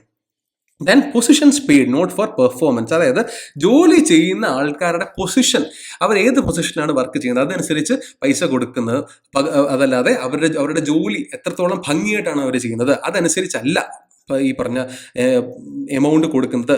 അതുകൊണ്ടാണ് ഈ പറഞ്ഞ ഇൻഎഫിഷ്യൻസിയിലേക്ക് നയിക്കുന്നത് എന്ന് അദ്ദേഹം പറഞ്ഞു. therefore positions paid not for performance. So incentive system എന്നൊരു കൺസെപ്റ്റാണ് ഇവിടെ അദ്ദേഹം മുമ്പോട്ട് വെക്കുന്നത്. അതായത് പ്രശ്നം ഇതാണ്, അതായത് ഒരു ദിവസം സ്ക്രൂ ഡ്രൈവർ ഉണ്ടാക്കുന്ന ഒരു കമ്പനിയിൽ ഒരാൾ 10 സ്ക്രൂ ഡ്രൈവർ ഉണ്ടാക്കുന്നു, മറ്റുള്ള 15 ഉണ്ടാക്കുന്നു, ഒരാൾ 20 ഉണ്ടാക്കുന്നു. ഈ 3 പേർക്കും ഒരേപോലെ നിങ്ങൾ പൈസ കൊടുക്കാന്ന് വെച്ചോ. അതായത് 10 സ്ക്രൂ ഡ്രൈവർ ഉണ്ടാക്കിയ ആൾക്കും 15 സ്ക്രൂ ഡ്രൈവർ ഉണ്ടാക്കിയ ആൾക്കും 20 സ്ക്രൂ ഡ്രൈവർ ഉണ്ടാക്കിയ ആൾക്കും നിങ്ങൾ കൊടുക്കാൻ പോകുന്നത് 1000 രൂപയാണ് എങ്കിൽ 20 സ്ക്രൂ ഡ്രൈവർ ഉണ്ടാക്കിയ ആളും 15 സ്ക്രൂ ഡ്രൈവർ ഉണ്ടാക്കിയ ആളും എന്ത് ചിന്തിക്കും? ഞാൻ എന്തിനാണ് വെറുതെ എക്സ്ട്രാ സ്ക്രൂ ഡ്രൈവർ ഉണ്ടാക്കുന്നത്? മറ്റേ ആൾ 10 സ്ക്രൂ ഡ്രൈവർ ഉണ്ടാക്കിയിട്ടുള്ളൂ, അദ്ദേഹത്തിന് കിട്ടി അതേ പൈസ ഉണ്ടല്ലേ എനിക്ക് കിട്ടുന്നത്. സോ ഡെലിബറേറ്റ്ലി എന്ത് ചെയ്യും? ആ 15 അല്ലെങ്കിൽ 20 എന്ന് പറഞ്ഞ് എൻ്റെ എഫിഷ്യൻസിയെ ഞാൻ കട്ട് ചെയ്ത് 10 ആക്കാൻ പറ്റും. ഓക്കെ, സോ ബേസിക്കലി മനുഷ്യൻ എഫേർട്ട് എന്തിനാ ഞാൻ ഇടുന്ന എഫേർട്ട് എനിക്ക് തിരിച്ച് കാശ് കിട്ടുന്നില്ല എങ്കിൽ ഒബ്വിയസ്ലി എഫേർട്ട് കുറയ്ക്കും. സോ ആ ഒരു പ്രശ്നം ഇവിടെ അദ്ദേഹം ചൂണ്ടിക്കാട്ടി. Then comes lack of work analysis. എന്താണ് നമ്മുടെ ജോലി? അത് കൃത്യമായിട്ട് മാനേജ്മെന്റ് പഠിക്കുന്നില്ല, അല്ലെങ്കിൽ വർക്കേഴ്സിന്റെ ജോലി എന്താണ്, അതിൽ എത്രത്തോളം ആൾക്കാരുടെ ആവശ്യമുണ്ട്, അവർ എത്രത്തോളം മണിക്കൂർ വർക്ക് ചെയ്യണം, എങ്ങനെ പ്രൊഡക്ടിവിറ്റി കൂട്ടണം, ഇതിനെപ്പറ്റി ഒന്നും പഠിക്കുന്നില്ല. കാര്യമായിട്ടുള്ള ഗ്രാഹ്യം മാനേജ്മെന്റിന് ഇല്ല എന്നുള്ളതാണ് ലാക്ക് ഓഫ് വർക്ക് അനാലിസിസ് എന്ന് പറയുന്നത്. സോ ഇവിടെയും ബേസിക്കലി എന്താണ്? മാനേജ്മെന്റിന് എതിരായിട്ടുള്ള 2 പോയിന്റാണ് അല്ലേ. Then comes conflict in place of coordination. അതായത് ഒരു 10 പേരുണ്ട് എങ്കിൽ 10 പേര് കോർഡിനേറ്റ് ചെയ്ത് കൃത്യമായിട്ട് ഒരേ മനസ്സോടെ വർക്ക് ചെയ്യുന്നതിന് പകരം പലപ്പോഴും കോൺഫ്ലിക്ട്സ് അറൈസ് ചെയ്യും അല്ലേ. തമ്മിൽ ഒരു ഒരസലും ചീറ്റലും പൊട്ടലും ചീറ്റലൊക്കെ ഉണ്ടാകും. അത് പലപ്പോഴും ഇൻഎഫിഷ്യൻസിക്ക് കാരണമാകും എന്ന് അദ്ദേഹം പറഞ്ഞു. Then tools and techniques are not standardized. So standardization വേണം. അതായത് പലരും പല ടൂൾസ് പലർക്കും പല ടൂൾസ് ആണ്, അല്ലെങ്കിൽ പലപ്പോഴും പല ദിവസവും പല ടെക്നിക്സ് ആണ് യൂസ് ചെയ്യുന്നതെങ്കിൽ ഒബ്വിയസ്ലി അവിടെ ഈ പറഞ്ഞ ഇൻഎഫിഷ്യൻസിക്ക് വലിയൊരു ഒരു കാരണമായി മാറും എന്ന് അദ്ദേഹം കൃത്യമായിട്ട് പോയിന്റ് ഔട്ട് ചെയ്തു. And he also worked towards standardization of tools and techniques. അദ്ദേഹം എന്നൊരു 36,000-ഓളം ടൂൾസ് അദ്ദേഹം ഡിസൈൻ ചെയ്തു. ഈവൻ ദോ ഹി വാസ് ഒരു മാനേജ്മെന്റ് തിയറിസ്റ്റ് ആണെങ്കിൽ പോലും പ്രാക്ടിക്കലി എന്തൊക്കെ ചെയ്യാൻ സാധിക്കും അതൊക്കെ അദ്ദേഹം ചെയ്തു. അന്ന് വരെ യൂസ് ചെയ്തിരുന്ന പല മെഷീൻസും പല ഇൻസ്ട്രുമെന്റ്സും അദ്ദേഹം എന്ത് ചെയ്തു? ഏറ്റവും ഹാൻഡി ആയിട്ട് എങ്ങനെ യൂസ് ചെയ്യാം എന്നുള്ള കൺസെപ്റ്റിൽ അദ്ദേഹം എന്ത് ചെയ്തു? റീഡിസൈൻ ഒക്കെ ചെയ്തു. സോ ഹി വാസ് എല്ലാ രീതിയിലും ഹി വാസ് ഒരു റെവല്യൂഷണറി ക്യാരക്ടർ ആയിരുന്നു അറ്റ് ദാറ്റ് ടൈം കേട്ടോ. Then he came up with 3 assumptions. അദ്ദേഹത്തിന്റെ പ്രിൻസിപ്പിൾസ് ഓഫ് സയന്റിഫിക് മാനേജ്മെന്റ് പറയുന്നതിന് മുമ്പ്, അതാണ് നമുക്ക് ഈ ഒരു ടോപ്പിക്കിൽ ഏറ്റവും കാതലായിട്ടുള്ള പോയിന്റ് ആണ് the 4 principles of management. അതിന് മുമ്പ് അദ്ദേഹം എന്ത് ചെയ്തു? he came up with 3 assumptions. അദ്ദേഹം പറഞ്ഞു, അതായത് ഏതൊരു ജോലിക്കും there is always one best way of doing work. ഏതൊരു ജോലിയും ഏറ്റവും നന്നായി ചെയ്യാൻ ഒരു വഴി ഉണ്ടായിരിക്കും. ആ ഒരു വഴി കണ്ടെത്തുക എന്നുള്ളതാണ് ഒരു മാനേജറിന്റെ ഏറ്റവും വലിയ ഉത്തരവാദിത്തം. അതായത് 3 പേരുണ്ടെന്ന് കരുതുക, 3 പേര് കേക്ക് ഉണ്ടാക്കണം, 3 പേർക്ക് കേക്ക് ഉണ്ടാക്കണം. ഈ 3 പേരും കേക്ക് ഉണ്ടാക്കുന്നത് 3 തരത്തിലായിരിക്കും. ഓക്കെ, ആരാണോ ഇവിടെ ഏറ്റവും കുറഞ്ഞ ടൈമിൽ ടേസ്റ്റ് ഒക്കെ രണ്ടാത്ത കാര്യം, ക്വാളിറ്റി ഒക്കെ രണ്ടാത്ത കാര്യം, ഇവിടെ നമ്മൾ നേരത്തെ സംസാരിച്ച പറയും, ഇത് ഇൻഡസ്ട്രിയൽ റെവല്യൂഷന്റെ സമയത്താണ് കേട്ടോ. അവിടെ ക്വാണ്ടിറ്റിയിലാണ് കാര്യം, ക്വാളിറ്റിയിലായിരുന്നില്ല കാര്യം. സോ അദ്ദേഹം മുമ്പോട്ട് വെച്ച പോയിന്റ് തന്നെയായിരുന്നു, 3 പേര് കേക്ക് ഉണ്ടാക്കുകയാണെന്ന് വെച്ചു. ഒരാൾ ഈ കേക്ക് ഉണ്ടാക്കാൻ 2 മണിക്കൂർ എടുത്തു, മറ്റൊരാൾ 4 മണിക്കൂർ എടുത്തു, മറ്റൊരാൾ 3.5 മണിക്കൂർ എടുത്തു. ഇവിടെ നമ്മൾ ചെക്ക് ചെയ്യേണ്ടതാണ്, ഇവിടെ ഒരാൾക്ക് 2 മണിക്കൂറിൽ ഈ കേക്ക് ഉണ്ടാക്കാൻ സാധിച്ചുവെങ്കിൽ അയാൾ ചെയ്ത സ്റ്റെപ്സ് എന്താണ് എന്ന് പഠിക്കുക. അതാണ് വർക്ക് അനാലിസിസ്. നമ്മൾ നേരത്തെ സംസാരിച്ച വർക്ക് അനാലിസിസ്. അയാൾ എന്ത് ചെയ്തുകൊണ്ടാണ് ഈ വർക്ക് 2 മണിക്കൂറിൽ തീർത്തത് നോക്കുക. ഇനി അങ്ങനെ അയാൾക്ക് തീർക്കാൻ സാധിച്ചുവെങ്കിൽ ആ സ്റ്റെപ്സിൽ എന്തെങ്കിലും പ്രശ്നമുണ്ടോ എന്ന് കൃത്യമായിട്ട് മനസ്സിലാക്കുക. ഇഫ് അവിടെ പ്രശ്നമൊന്നുമില്ലെങ്കിൽ ഈ this will be the best way of doing work. And once ഈ best way of doing work മനസ്സിലാക്കിയതിന് ശേഷം this has to be given to both other two. So ഈ 3 പേർക്കും 2 മണിക്കൂർ കൊണ്ട് ആ കേക്ക് ഉണ്ടാക്കി തീർക്കാൻ സാധിക്കും. ഹെൻസ് എന്ന് ചിന്തിച്ച് നോക്കുകയെ, 8 മണിക്കൂറായിരുന്നു ജോലി ചെയ്തിരുന്നത്. 8 മണിക്കൂറിൽ പഴയ സിറ്റുവേഷനിലായിരുന്നുവെങ്കിൽ ഈ ഫസ്റ്റ് ആൾ 4 കേക്ക് ഉണ്ടാക്കും, രണ്ടാമത്തെ ആൾ 2 കേക്ക് ഉണ്ടാക്കും, ആൻഡ് മൂന്നാമത്തെ ആൾ 1 കേക്ക് ഉണ്ടാക്കത്തുള്ളൂ. വൺസ് ഈ best way of doing work കൃത്യമായിട്ട് ആൾക്കാരിലേക്ക് എത്തി, അത് കൃത്യമായിട്ട് ആൾക്കാർ പ്രാക്ടീസ് ചെയ്തുവെങ്കിൽ ആദ്യത്തെ ആൾ 4 എണ്ണം, രണ്ടാമത്തെ ആൾ 4 എണ്ണം, മൂന്നാമത്തെ ആൾ 4 എണ്ണം ഉണ്ടാക്കും. ആദ്യത്തെ കേസിൽ ഏതാണ്ട് 7 കേക്ക് ഉണ്ടാക്കിയ സ്ഥാനത്ത് ഇവിടെ 12 കേക്ക് ഉണ്ടായി അല്ലേ. സോ +5 എഫിഷ്യൻസി കൂടിയത് കണ്ടോ. സോ ഇവിടെയാണ് അദ്ദേഹം ഫോക്കസ് ചെയ്ത best way of doing work. ഇത് വളരെ സിമ്പിൾ ആയിട്ടൊരു എക്സാമ്പിൾ കേട്ടോ, അത് ഞാൻ പറഞ്ഞത് മാത്രമേ ഉള്ളൂ. Then every worker is an economic man അല്ലെങ്കിൽ മണി മാൻ എന്ന് പറയും. അതായത് അദ്ദേഹം പറഞ്ഞത്, ഒരാൾ 500 രൂപയ്ക്ക് ജോലി ചെയ്യാറുണ്ട് വെച്ചോ, അതേ ആൾക്ക് 1000 രൂപ കൊടുക്കുകയാണെങ്കിൽ അയാൾ കൂടുതൽ പണിയെടുക്കും എന്ന് പറഞ്ഞു. അതായത് അയാൾ 500 രൂപയ്ക്ക് അദ്ദേഹം 6 മണിക്കൂർ ജോലി ചെയ്യുന്ന ഒരാളായിരുന്നു എന്ന് കരുതുക. 6 മണിക്കൂർ വർക്ക് ചെയ്യാൻ അയാൾ 500 രൂപ മേടിക്കുമായിരുന്നു എന്ന് കരുതുക. എന്നിട്ട് പറയാണ്, ഞാൻ 1000 രൂപ അങ്ങ് തരാം, നിങ്ങൾ 10 മണിക്കൂർ അല്ലെങ്കിൽ നിങ്ങൾ 8 മണിക്കൂർ വർക്ക് ചെയ്യുമോ, അല്ലെങ്കിൽ നിങ്ങൾ 15 മണിക്കൂർ വർക്ക് ചെയ്യുമോ, അത് മാനേജ്മെന്റ് അനുസരിച്ചിരിക്കും. അതായത് ഒരു മനുഷ്യൻ, അല്ലെങ്കിൽ ഏതൊരു വർക്കർ ആയിക്കോട്ടെ, ആ വർക്കറിന് കൂടുതൽ കാശ് കൊടുത്താൽ കൂടുതൽ വർക്ക് കിട്ടും. ഒരു എന്താ പറയുന്നത്, പൊന്മുട്ടയിരുന്ന താറാവിനെ പോലെ യൂസ് ചെയ്യാം എന്നുള്ളായിരുന്നു കൺസെപ്റ്റ് കേട്ടോ. അതിന് ഞാൻ നേരത്തെ പറഞ്ഞ പോലെ ലിമിറ്റേഷൻസും ഉണ്ട്, പ്രശ്നമുണ്ട്, തെറ്റുമുണ്ട്. സോ എക്കണോമിക് മാൻ അല്ലെങ്കിൽ മണിമാൻ കൊണ്ട് ഉദ്ദേശിക്കുന്നത് കൂടുതൽ പൈസ കൂടുതൽ ജോലി, കൂടുതൽ ലാഭം. ഈ ഒരു മാനേജ്മെന്റിന്റെ ഒരു പെർസ്പെക്റ്റീവിലാണ് അദ്ദേഹം ചിന്തിച്ചത്. Then good worker follows order, don't take initiative. ഇതാണ് മറ്റൊരു സംഗതി. അതായത് ഒരു മാസ്റ്റർ സ്ലേവ് എന്നൊരു കണ്ടീഷനിലേക്കാണ് അദ്ദേഹം അസം ചെയ്തത്. ഒരു വർക്കർ എന്ന് പറഞ്ഞു കഴിഞ്ഞാൽ അദ്ദേഹം ഏറ്റവും നല്ല വർക്കർ സ്വയമായിട്ട് ഇനിഷ്യേറ്റീവ് എടുക്കുന്ന ഒരാളായിരിക്കത്തില്ല. പകരം കൊടുത്തിരിക്കുന്ന ഓർഡർ എന്താണോ, കൊടുത്തിരിക്കുന്ന റൂൾസ് ആൻഡ് റെഗുലേഷൻസ് അതേപടി കൃത്യമായിട്ട് ഫോളോ ചെയ്യുന്നവൻ ആരാണോ അവനാണ് ഏറ്റവും നല്ല വർക്കർ എന്ന് ആര് പറഞ്ഞു? എന്ന് നമ്മുടെ ടീലർ പറഞ്ഞു. സോ ഒന്ന് ചിന്തിച്ച് കഴിഞ്ഞ് കഴിഞ്ഞാൽ ഒരു ലേബർ സൈഡിൽ നിന്ന് നോക്കണം, ഒരു വർക്കർ സൈഡിൽ നിന്ന് നോക്കുകയാണെങ്കിൽ എത്ര അരാജകത്വമാണ് അദ്ദേഹം പ്രപ്പോസ് ചെയ്തതെന്നൊന്ന് മനസ്സിലാക്കുക കേട്ടോ. ഞാൻ ജസ്റ്റ് പറഞ്ഞത് മാത്രമേ ഉള്ളൂ. So 3 assumptions that he put forward was: 1, best way of doing work; then 2nd, every worker is an economic man; 3rd, good worker follows order and he don't take initiative. Okay, fine. Then he came up with the 4 principles of management. Very very important കേട്ടോ, very very important ആയിട്ടുള്ള ടോപ്പിക്കാണ്. Principles of management എന്താണ്? നേരത്തെ സംസാരിച്ച പോലെ rule of തമ്പിന് പകരം rule of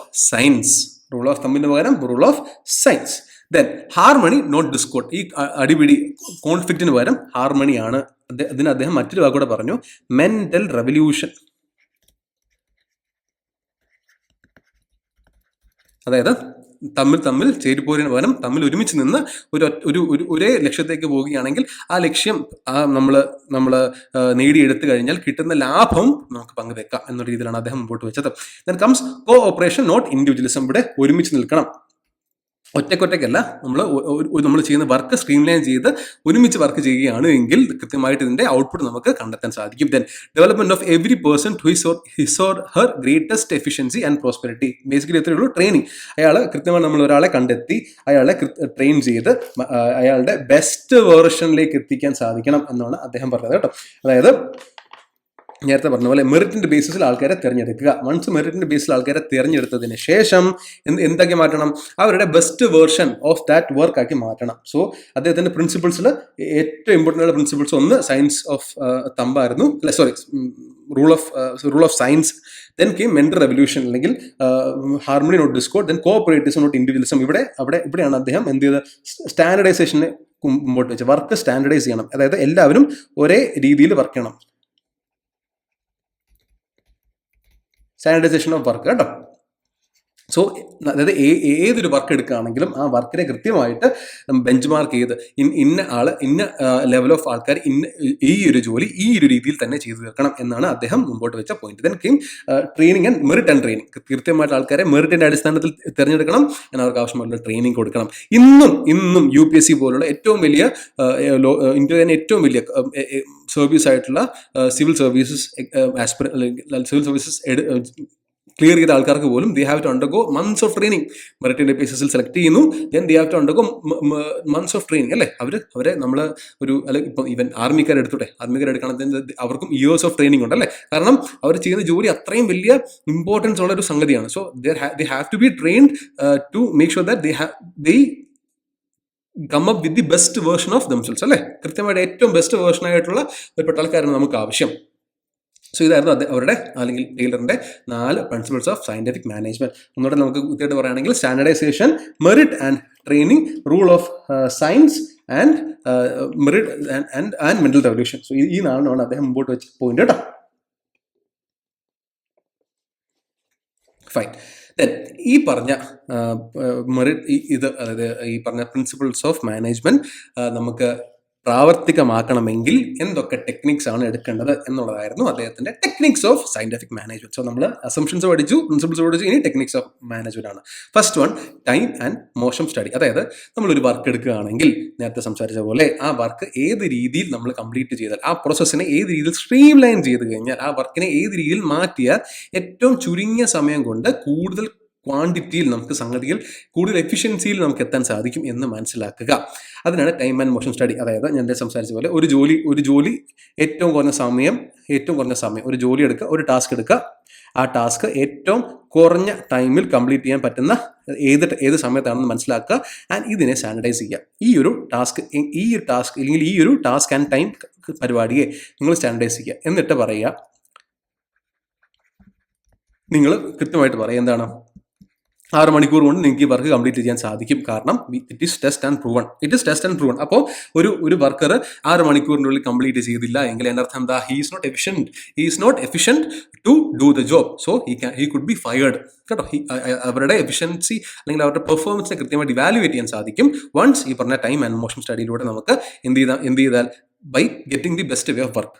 okay, fine. Then comes the standardization of tools and equipments. അതായത് ടൂൾസും ടെക്നിക്സും മെഷീൻസും ഇതൊക്കെ നമ്മുടെ വർക്കിന്റെ ഏറ്റവും ഇമ്പോർട്ടൻ്റ് ആയിട്ടുള്ള ഘടകങ്ങളാണ്. സോ അത് യൂസ് ചെയ്യുന്ന വർക്ക്മെന്നിന് ഏറ്റവും ഹാൻഡി ആയിട്ടുള്ള രീതിയിലായിരിക്കണം, ഏറ്റവും ചെറിയ സൈസിലുള്ളതായിരിക്കണം. നമ്മൾ ഇപ്പോഴും ചിന്തിക്കുന്നുണ്ടല്ലേ, നിങ്ങൾ ഓർത്ത് നോക്കി, പഴയ തയ്യൽ മെഷീൻ ഓർത്ത് നോക്കി, എന്ത് വലുതാണ്, എന്ത് ബൾക്കിയാണ് അല്ലേ. അതുമാത്രമല്ല, നമ്മൾ ഒരേ സമയത്ത് കാലിട്ട് ചവിട്ടണം, ആൻഡ് അവരുടെ സ്പീഡ് കുറവായിരുന്നു. ഇന്നത്തെ മെക്കാനിക്കൽ ആയിട്ടുള്ള സ്യൂയിങ് മെഷീൻസ് എടുത്ത് നോക്കിക്കേ, എത്ര എഫേർട്ട്ലെസ് ആയിട്ട് നമുക്ക് തയ്ക്കാൻ സാധിക്കും അല്ലേ. പണ്ടത്തെ കാലത്ത് ഒരു ചെറിയ ചക്രമൊക്കെയുള്ള തയ്യൽ മെഷീൻ ആയിരുന്നു. ഒന്ന് ഓർത്ത് നോക്കി, ആരെങ്കിലും വീട്ടിൽ ഉണ്ടായിരുന്നെങ്കിൽ, ഇപ്പോഴും ഉണ്ട് എങ്കിൽ ഒന്ന് ചിന്തിച്ച് നോക്കി, എത്രത്തോളം വലിയ സ്പേസ് എടുക്കുകയാണ്. അങ്ങനെ ഒരു വലിയ തയ്യൽ മെഷീൻ ഞാൻ ഒരു വലിയൊരു പ്ലാന്റിൽ കൊണ്ട് വെക്കുകയാണെങ്കിൽ, എനിക്കൊരു 10 അല്ലെങ്കിൽ ഒരു 15 തയ്യൽ മെഷീൻ വെക്കുമ്പോൾ ഒരു പക്ഷേ എൻ്റെ സ്പേസ് കവറായി എന്ന് പറയാം. ഒരു 1000 സ്ക്വയർ ഫീറ്റ് ഉണ്ടെങ്കിൽ ആ ഒരു തയ്യൽ മെഷീനും ഇരിക്കുന്ന ഒരാളുടെയും സ്പേസ് കണക്കാക്കുകയാണെങ്കിൽ എനിക്കൊരു 10ഓ 15ഓ ആയിരിക്കും മാക്സിമം വെക്കാൻ പറ്റുന്ന തയ്യൽ മെഷീൻ. എന്നാൽ ഇന്നത്തെ തയ്യൽ മെഷീൻ എടുത്ത് നോക്കിക്കേ, നമുക്ക് ഊരിക്കൊണ്ട് പോകാൻ എളുപ്പമാണ്, നമുക്ക് ഹാൻഡിയാണ്, വളരെ ചെറുതാണ്. 15 പേരെന്ന സ്ഥാനത്ത് ഇന്ന് എനിക്ക് 25 പേരെ വെച്ച് എനിക്ക് എൻ്റെ പ്ലാന്റ് കണ്ടിന്യൂ ചെയ്യാൻ സാധിക്കും. So once I was able to standardize my machine, എനിക്ക് എന്ത് ചെയ്യാൻ പറ്റി, എനിക്ക് എൻ്റെ എഫിഷ്യൻസി കൂട്ടാൻ സാധിക്കും, എൻ്റെ കൺസിസ്റ്റൻസി കൂട്ടാൻ സാധിക്കും. മനസ്സിലാകുന്നുണ്ടോ? അദ്ദേഹം മുമ്പോട്ട് വെച്ച പോയിന്റ് വളരെ റെലവൻ്റ് ആണ്, ഇന്നും റെലവൻ്റ് ആണ്. അദ്ദേഹത്തിൻ്റെ പോളിസീസിൽ, അദ്ദേഹത്തിൻ്റെ ഫിലോസഫീസിൽ നമുക്ക് ഇന്ന് എതിർക്കാം, ഡിബേറ്റ് ചെയ്യാം, നിരാകരിക്കാം. പക്ഷേ അദ്ദേഹം മുമ്പോട്ട് വെച്ച പല കാര്യങ്ങളും ഇന്നും റെലവൻ്റ് ആണ്. അതിലൊന്നായിരുന്നു ഈ standardization of tools and equipments. Then scientific selection and training of workers.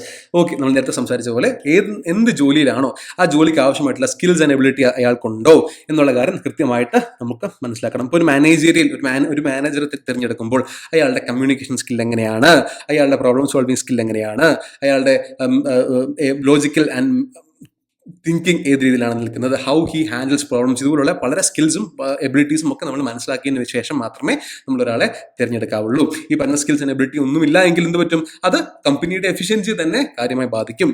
And അയാളെ എടുത്തതിന് ശേഷം he or she haves to get proper training. എന്തിനു വേണ്ടി? അദ്ദേഹത്തിന്റെ ബെസ്റ്റ് വേർഷനെ നമുക്ക് പ്രൊഡ്യൂസ് ചെയ്യാൻ വേണ്ടി, ടു ഗെറ്റ് മാക്സിമം എഫിഷ്യൻസി. ഇതാണ് scientific selection and training of workers, which is still relevant today. ഇന്നും റെലവന്റ് ആണ്, ഇന്നും വളരെ റെലവന്റ് ആണ്. Then differential piece rate system വളരെ ഇമ്പോർട്ടൻ്റ് കേട്ടോ. ഇതാണ് അദ്ദേഹം മുമ്പോട്ട് വെച്ച ഏറ്റവും ഇമ്പോർട്ടൻ്റ് ആയിട്ടുള്ള മറ്റൊരു പോയിന്റ്. അതായത് കൂടുതൽ ജോലി ചെയ്യുന്നവന് കൂടുതൽ പൈസ, ഹയർ ദി ജോബ് അല്ലെങ്കിൽ higher the output, higher the wage. ഇതാണ് അദ്ദേഹം മുമ്പോട്ട് വെച്ച സംഗതി. അതായത് ഞാൻ നേരത്തെ സംസാരിച്ച പോലെ 10 screw driver, 20 screw driver, 25 screw driver വെച്ച് 3 പേര് സ്ക്രൂ ഡ്രൈവേഴ്സ് ഉണ്ടാക്കുന്നുണ്ട്. ഇവിടെ എന്ത് ചെയ്തു? ഇവിടെ സ്റ്റാൻഡർഡൈസ് ചെയ്തു. എന്താണ്? അതായത് നിങ്ങൾ ഒരു ദിവസം 10 സ്ക്രൂ ഡ്രൈവർ ഉണ്ടാക്കിയിരിക്കണം. 10 സ്ക്രൂ ഡ്രൈവർ ഉണ്ടാക്കിയിരിക്കണം. സോ അതാണ് ബേസിക് എഫിഷ്യൻസി. ഇനി 10 സ്ക്രൂ ഡ്രൈവറേക്കാൾ കൂടുതൽ ഉണ്ടാക്കുന്ന ആൾക്ക് ഓരോ സ്ക്രൂ ഡ്രൈവറിന് എക്സ്ട്രാ ഓരോ രൂപ വെച്ച് കൊടുക്കും. അല്ലെങ്കിൽ 5 എക്സ്ട്രാ സ്ക്രൂ ഡ്രൈവറിന് നിങ്ങൾ 50 രൂപ വെച്ച് എക്സ്ട്രാ കൊടുക്കും. അപ്പോൾ എന്ത് ആൾക്കാർ കൂടുതൽ ഇൻസെന്റീവ് മൈൻഡഡ് ആവും, അല്ലെ? കൂടുതൽ പൈസ കിട്ടാൻ വേണ്ടി ആൾക്കാർ എന്ത് ചെയ്യും? കൂടുതൽ എഫേർട്ട് ഇട്ട് വർക്ക് ചെയ്യും. ബേസിക് ആയിട്ട് എഫിഷ്യൻസി നിങ്ങൾക്ക് കിട്ടണം, അല്ലേ? കമ്പനിയിൽ 100 പേരുണ്ടെങ്കിൽ 100 പേരും ആ 10 സ്ക്രൂ ഡ്രൈവർ ഉണ്ടാക്കിയിരിക്കണം ഒരു ദിവസം. എന്നാൽ ഇനി 10നേക്കാൾ കൂടുതൽ ഒരാൾക്ക് അച്ചീവ് ചെയ്യാൻ സാധിക്കുമെങ്കിൽ അതിന്റെ റെക്കഗ്നൈസ് ചെയ്യാൻ വേണം. അങ്ങനെ റെക്കഗ്നൈസ് ചെയ്യാത്ത സമയത്താണ് അവർ മനഃപൂർവ്വം അവരുടെ സോൾഡറിങ്, നമ്മൾ നേരത്തെ സംസാരിച്ച്, മനഃപൂർവ്വം അവരുടെ ഔട്ട്പുട്ട് കുറയ്ക്കുന്നത്, അല്ലെ? മനഃപൂർവ്വം അവർ ഔട്ട്പുട്ട് കുറയ്ക്കുന്നത്. ആൻഡ് നമ്മൾ we are paying for the performance based pay system എന്നൊരു കൺസെപ്റ്റിലേക്ക് കൂടി നമ്മൾ ഇപ്പോൾ എത്തുന്നുണ്ട്. നിങ്ങൾ പലപ്പോഴും നിങ്ങൾ ജോലി ചെയ്യുന്നുണ്ട് എങ്കിൽ, അല്ലെങ്കിൽ നിങ്ങളുടെ ഫാദർ ജോലി ചെയ്യുന്നുണ്ടെങ്കിൽ നിങ്ങൾക്ക് അറിയാമല്ലേ, ഓരോ കൊല്ലം ഇൻക്രിമെന്റ് എന്നൊരു സംഗതി ഉണ്ട്, അല്ലേ?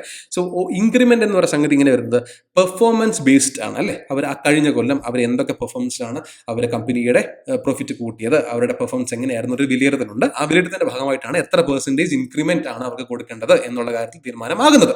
സോ ഇതൊക്കെ നേരത്തെ, അതായത് വർഷങ്ങൾക്ക് മുമ്പ് ആര് മുമ്പോട്ട് വെച്ച ഐഡിയ ആണ്? നമ്മുടെ ടൈലർ മുമ്പോട്ട് വെച്ച ഐഡിയ ആണ്. So it encourages people to do more work and to be more efficient, to use time efficiently and judiciously. അനാവശ്യമായിട്ട് സമയം പാഴാക്കാതെ ജോലി ചെയ്യുന്ന സമയത്ത് മാക്സിമം ഫോക്കസോട് കൂടി വർക്ക് ചെയ്ത് അതിൻ്റെ ഔട്ട്പുട്ട് കൊണ്ടുവരിക എന്നുള്ളതായിരുന്നു അദ്ദേഹം മുമ്പോട്ട് വെച്ച ഡിഫറൻഷ്യൽ പീസ് റേറ്റ് സിസ്റ്റം. വളരെ ഇമ്പോർട്ടൻ്റ് ആണ് കേട്ടോ, വളരെ ഇമ്പോർട്ടൻ്റ് ആയിട്ടുള്ള സംഗതി. ദെൻ അനദർ ഇമ്പോർട്ടൻ്റ് സംഗതിയായിരുന്നു ഫങ്ഷണൽ ഫോർമാൻഷിപ്പ്. അതായത് സ്പെഷ്യലൈസ്ഡ് ഇപ്പം ഒരു സെക്ഷൻ ഉണ്ടെങ്കിൽ എല്ലാ സെക്ഷനും കൃത്യമായിട്ടുള്ളൊരു സൂപ്പർവൈസർ വേണം. അതായത് എക്സ്പേർട്ട് ഗൈഡൻസ്. അതായത് നമ്മൾ നേരത്തെ സംസാരിച്ച പോലെ ഒരു കാർ മാനുഫാക്ചറിങ് ആണ് എങ്കിൽ പെയിന്റ് ചെയ്യുന്നിടത്ത് ഒരു സൂപ്പർവൈസർ വേണം, മെഷീൻ അല്ലെങ്കിൽ എഞ്ചിൻ വെക്കുന്നിടത്ത് ഒരു സൂപ്പർവൈസർ വേണം, അതുപോലെ അതിൻ്റെ ചേസ് കണക്ട് ചെയ്യുന്നിടത്ത് ഒരു സൂപ്പർവൈസർ വേണം, ടയർ കണക്ട് ചെയ്യുന്നിടത്ത് ഒരു ടയർ ബോസ് അല്ലെങ്കിൽ ടയർ സൂപ്പർവൈസർ വേണം. ഇനി ഇതൊക്കെ കൃത്യമായിട്ട് നമ്മൾ നേരത്തെ സ്റ്റാൻഡർഡൈസ് ചെയ്ത സമയത്തിനുള്ളിൽ കംപ്ലീറ്റ് ചെയ്യുന്നുണ്ടോ എന്നറിയാൻ വേണ്ടി ടൈം ബോസ് എന്നൊരു കൺസെപ്റ്റ് അദ്ദേഹം മുമ്പോട്ട് വെച്ചു. അതായത് ഈ നമ്മൾ സെറ്റ് ചെയ്ത, അതായത് 10 മിനിറ്റ് കൊണ്ടാണ് നമ്മൾ ചേസ് കംപ്ലീറ്റ് ചെയ്യേണ്ടത് എന്ന് സെറ്റ് ചെയ്തിട്ടുണ്ട് എങ്കിൽ ആ 10 മിനിറ്റിൽ ഈ സംഗതി കംപ്ലീറ്റ് ചെയ്യുന്നുണ്ടോ എന്ന് നോക്കാൻ വേണ്ടി ഒരു ടൈം ബോസ് വേണം. അങ്ങനെ ചെയ്യുന്നില്ല എങ്കിൽ he has to report to the higher manager. So അദ്ദേഹം എന്ത് ചെയ്തു? ഓരോ ഇമ്പോർട്ടൻ്റ് ആയിട്ടുള്ള ജോബിനും ഓരോ സൂപ്പർവൈസറിനെ അല്ലെങ്കിൽ ഓരോ ഫോർമാനെ അദ്ദേഹം എന്ത് ചെയ്തു? ബേസിക്കലി സൂപ്പർവൈസിങ് എന്ന രീതിയിലേക്ക് മാത്രം അദ്ദേഹം എന്ത് ചെയ്തു? ഫോക്കസ് ചെയ്തു. So it ensures expert guidance in different areas of work. അവിടെ എന്തെങ്കിലും ഒരു പ്രശ്നം വരികയാണെങ്കിൽ, എന്തെങ്കിലും ഒരു സെക്യൂരിറ്റി ലാബ്സ് വരികയാണെങ്കിൽ അപ്പം തന്നെ അതിനെ ഇടപെടാൻ സാധിക്കണം, അപ്പം തന്നെ അതിനെ കൃത്യമായിട്ട് കറക്റ്റ് ചെയ്ത് മുമ്പോട്ട് പോകാൻ സാധിക്കുകയും ചെയ്യാം എന്നാണ് അദ്ദേഹം ഫങ്ഷണൽ ഫോർമാൻഷിപ്പിനെ കൊണ്ട് ഉദ്ദേശിച്ചത് കേട്ടോ. ബേസിക്കലി അത്ര ഓർത്താൽ മതി. Then comes work study. നേരത്തെ സംസാരിച്ച പോലെ തന്നെ കൃത്യമായിട്ട് വർക്കിനെ അനലൈസ് ചെയ്യുക, കൃത്യമായിട്ട് അതിൻ്റെ ഒരു വർക്ക്, അല്ലെ, ഒരാൾ ഫറ്റീഗ് ആകാൻ വേണ്ടി 2 മണിക്കൂർ വർക്ക് ചെയ്തതിനു ശേഷം അവർക്കൊരു 20 മിനിറ്റ്സ് ബ്രേക്ക് കൊടുക്കാൻ പറ്റണം. ദെൻ 2 hours വർക്ക്, ദെൻ അവർക്ക് ലഞ്ച് ബ്രേക്ക്. ആ ലഞ്ച് ബ്രേക്ക് കഴിഞ്ഞതിന് ശേഷം അവർക്ക് പെട്ടെന്ന് തന്നെ ഈ പറഞ്ഞ വർക്കിലേക്ക് സ്റ്റാർട്ട് ചെയ്യാൻ സാധിക്കുന്നുണ്ടോ എന്ന് വരുത്തുക. അങ്ങനെ ഒരു വർക്ക് സ്റ്റഡി, കൃത്യമായിട്ട് ഒരു വർക്ക് എന്താണെന്ന് മനസ്സിലാക്കിയിട്ട് അതിൻ്റെ ബെസ്റ്റ് മെത്തേഡ് അഡോപ്റ്റ് ചെയ്യാൻ സാധിക്കണം. ആൻഡ് ആ ബെസ്റ്റ് മെത്തേഡിൽ ആൾക്കാരെ ട്രെയിൻ ചെയ്യാൻ സാധിക്കണം. ഫൈൻ. ഇതായിരുന്നു അദ്ദേഹം മുമ്പോട്ട് വെച്ച ടെക്നിക്സ് ഓഫ് സയന്റിഫിക് മാനേജ്മെന്റ്. മനസ്സിലാവുന്നുണ്ടല്ലോ? സിമ്പിൾ അല്ലേ?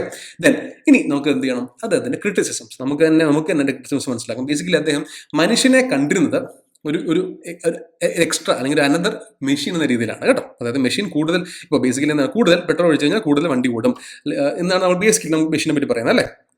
സോ അദ്ദേഹം അതുപോലെ തന്നെ മനുഷ്യനെ കണ്ടു, കൂടുതൽ പൈസ കൊടുക്കുക, കൂടുതൽ വർക്ക് എടുക്കുക. അതല്ലാതെ ഒരു ഹ്യൂമൻ ഇൻഡ്യൂസ് അല്ലെങ്കിൽ ഡീഹ്യൂമനൈസേഷൻ എന്ന് പറയും, അല്ലെ? മനുഷ്യത്വപരമായിട്ടായിരുന്നില്ല അദ്ദേഹത്തിന്റെ സമീപനം ടുവേർഡ്സ് ദി എംപ്ലോയീസ് അല്ലെങ്കിൽ ടുവേർഡ്സ് ദി വർക്കേഴ്സ്. അതായിരുന്നു ഏറ്റവും വലിയ drawback. It was mechanical, it was dehumanisation. ഈ 2 പോയിന്റ് ഓർത്ത് വെക്കുക. ദെൻ അദ്ദേഹം considers the organisation as a close system. അതായത് ഈ ഓർഗനൈസേഷന് പുറത്ത് സംഭവിക്കുന്ന സംഭവ വികാസങ്ങളൊന്നും വർക്കേഴ്സിനെയോ അല്ലെങ്കിൽ അതിന്റെ പ്രൊഡക്ടിവിറ്റിയോ ബാധിക്കത്തില്ല എന്ന രീതിയിലാണ് അദ്ദേഹം മുമ്പോട്ട് പോയത്, അല്ലേ?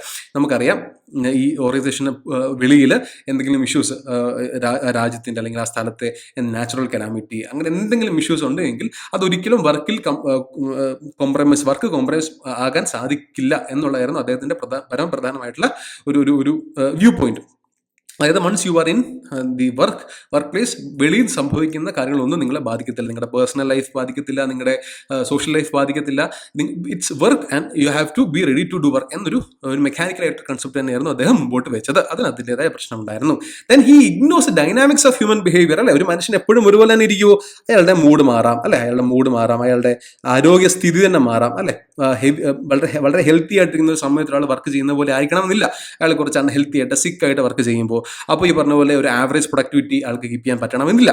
സോ ഹ്യൂമൻ ബിഹേവിയറിന്റെ, നമ്മുടെ മെന്റൽ പീസിന്റെ, സമാധാനത്തിന്, നമ്മുടെ ഒരു മെന്റൽ വെൽബീയിങ്ങിനെ അദ്ദേഹം ഫിസിക്കൽ വെൽബീയിങ്ങുമായിട്ട് താരതമ്യം ചെയ്യുമ്പോൾ അദ്ദേഹം വലിയൊരു വില കൊടുത്തിരുന്നില്ല. അതാണ് ഏറ്റവും വലിയ ഇമ്പോർട്ടൻറ്റ്. ഇതിൻ്റെ ക്യാരറ്റ് ആൻഡ് സ്റ്റിക്ക് അപ്രോച്ച്. ഇവിടെ അദ്ദേഹം ഒരു ജോലിക്കാരന് കൂടുതൽ പൈസ കൊടുക്കുന്നത് പോലെ, അത് കൂടുതൽ ജോലി ചെയ്താൽ കൂടുതൽ പൈസ എന്ന രീതി മാത്രമല്ല, കൃത്യമായിട്ട് ആവറേജ് ഔട്ട്പുട്ട് കിട്ടിയില്ലെങ്കിൽ അയാളെ ഫയർ ചെയ്യണം എന്നുകൂടി അദ്ദേഹം പറയുന്നുണ്ടായിരുന്നു. സോ ബേസിക്കലി എന്താണ്, ഇത് ഒരു ക്യാരക്ടറിസ്റ്റിക് അപ്രോച്ച് ആയിരുന്നു. അതായത് നിങ്ങൾക്ക് ഞാൻ പൈസ തരും, കൂടുതൽ വർക്ക് ചെയ്യുക, ഞാൻ പൈസ തരും, കൂടുതൽ വർക്ക് ചെയ്യുക, നിങ്ങൾ വർക്ക് ചെയ്താൽ ഞാൻ നിങ്ങളെ പറഞ്ഞു വിടും. സോ ആ ഒരു ആൻസൈറ്റി എപ്പോഴും വർക്കേഴ്സിന് ഇടയിൽ ഇങ്ങനെ ജനിപ്പിച്ച് നിർത്തുന്നുണ്ടായിരുന്നു. അത് ബേസിക്കലി എന്തിനു വേണ്ടിയായിരുന്നു? നമ്മൾ നേരത്തെ സംസാരിച്ച പോലെ വർക്കേഴ്സ് അവരുടെ ഇനിഷ്യേറ്റീവിലല്ല, അവർ കൃത്യമായിട്ട് ഒരു ഓർഡേഴ്സിനെ ഫോളോ ചെയ്യുക എന്നുള്ളത് മാത്രമാണ്. അവരൊരു മെഷീൻ പോലെ വർക്ക് ചെയ്യുക. ഇവിടെ പ്രശ്നം എന്താണെന്ന് വെച്ച് കഴിഞ്ഞാൽ, ഇവിടെ വർക്കേഴ്സിന്റെ ബാർഗെയിനിങ് പവർ കുറയും.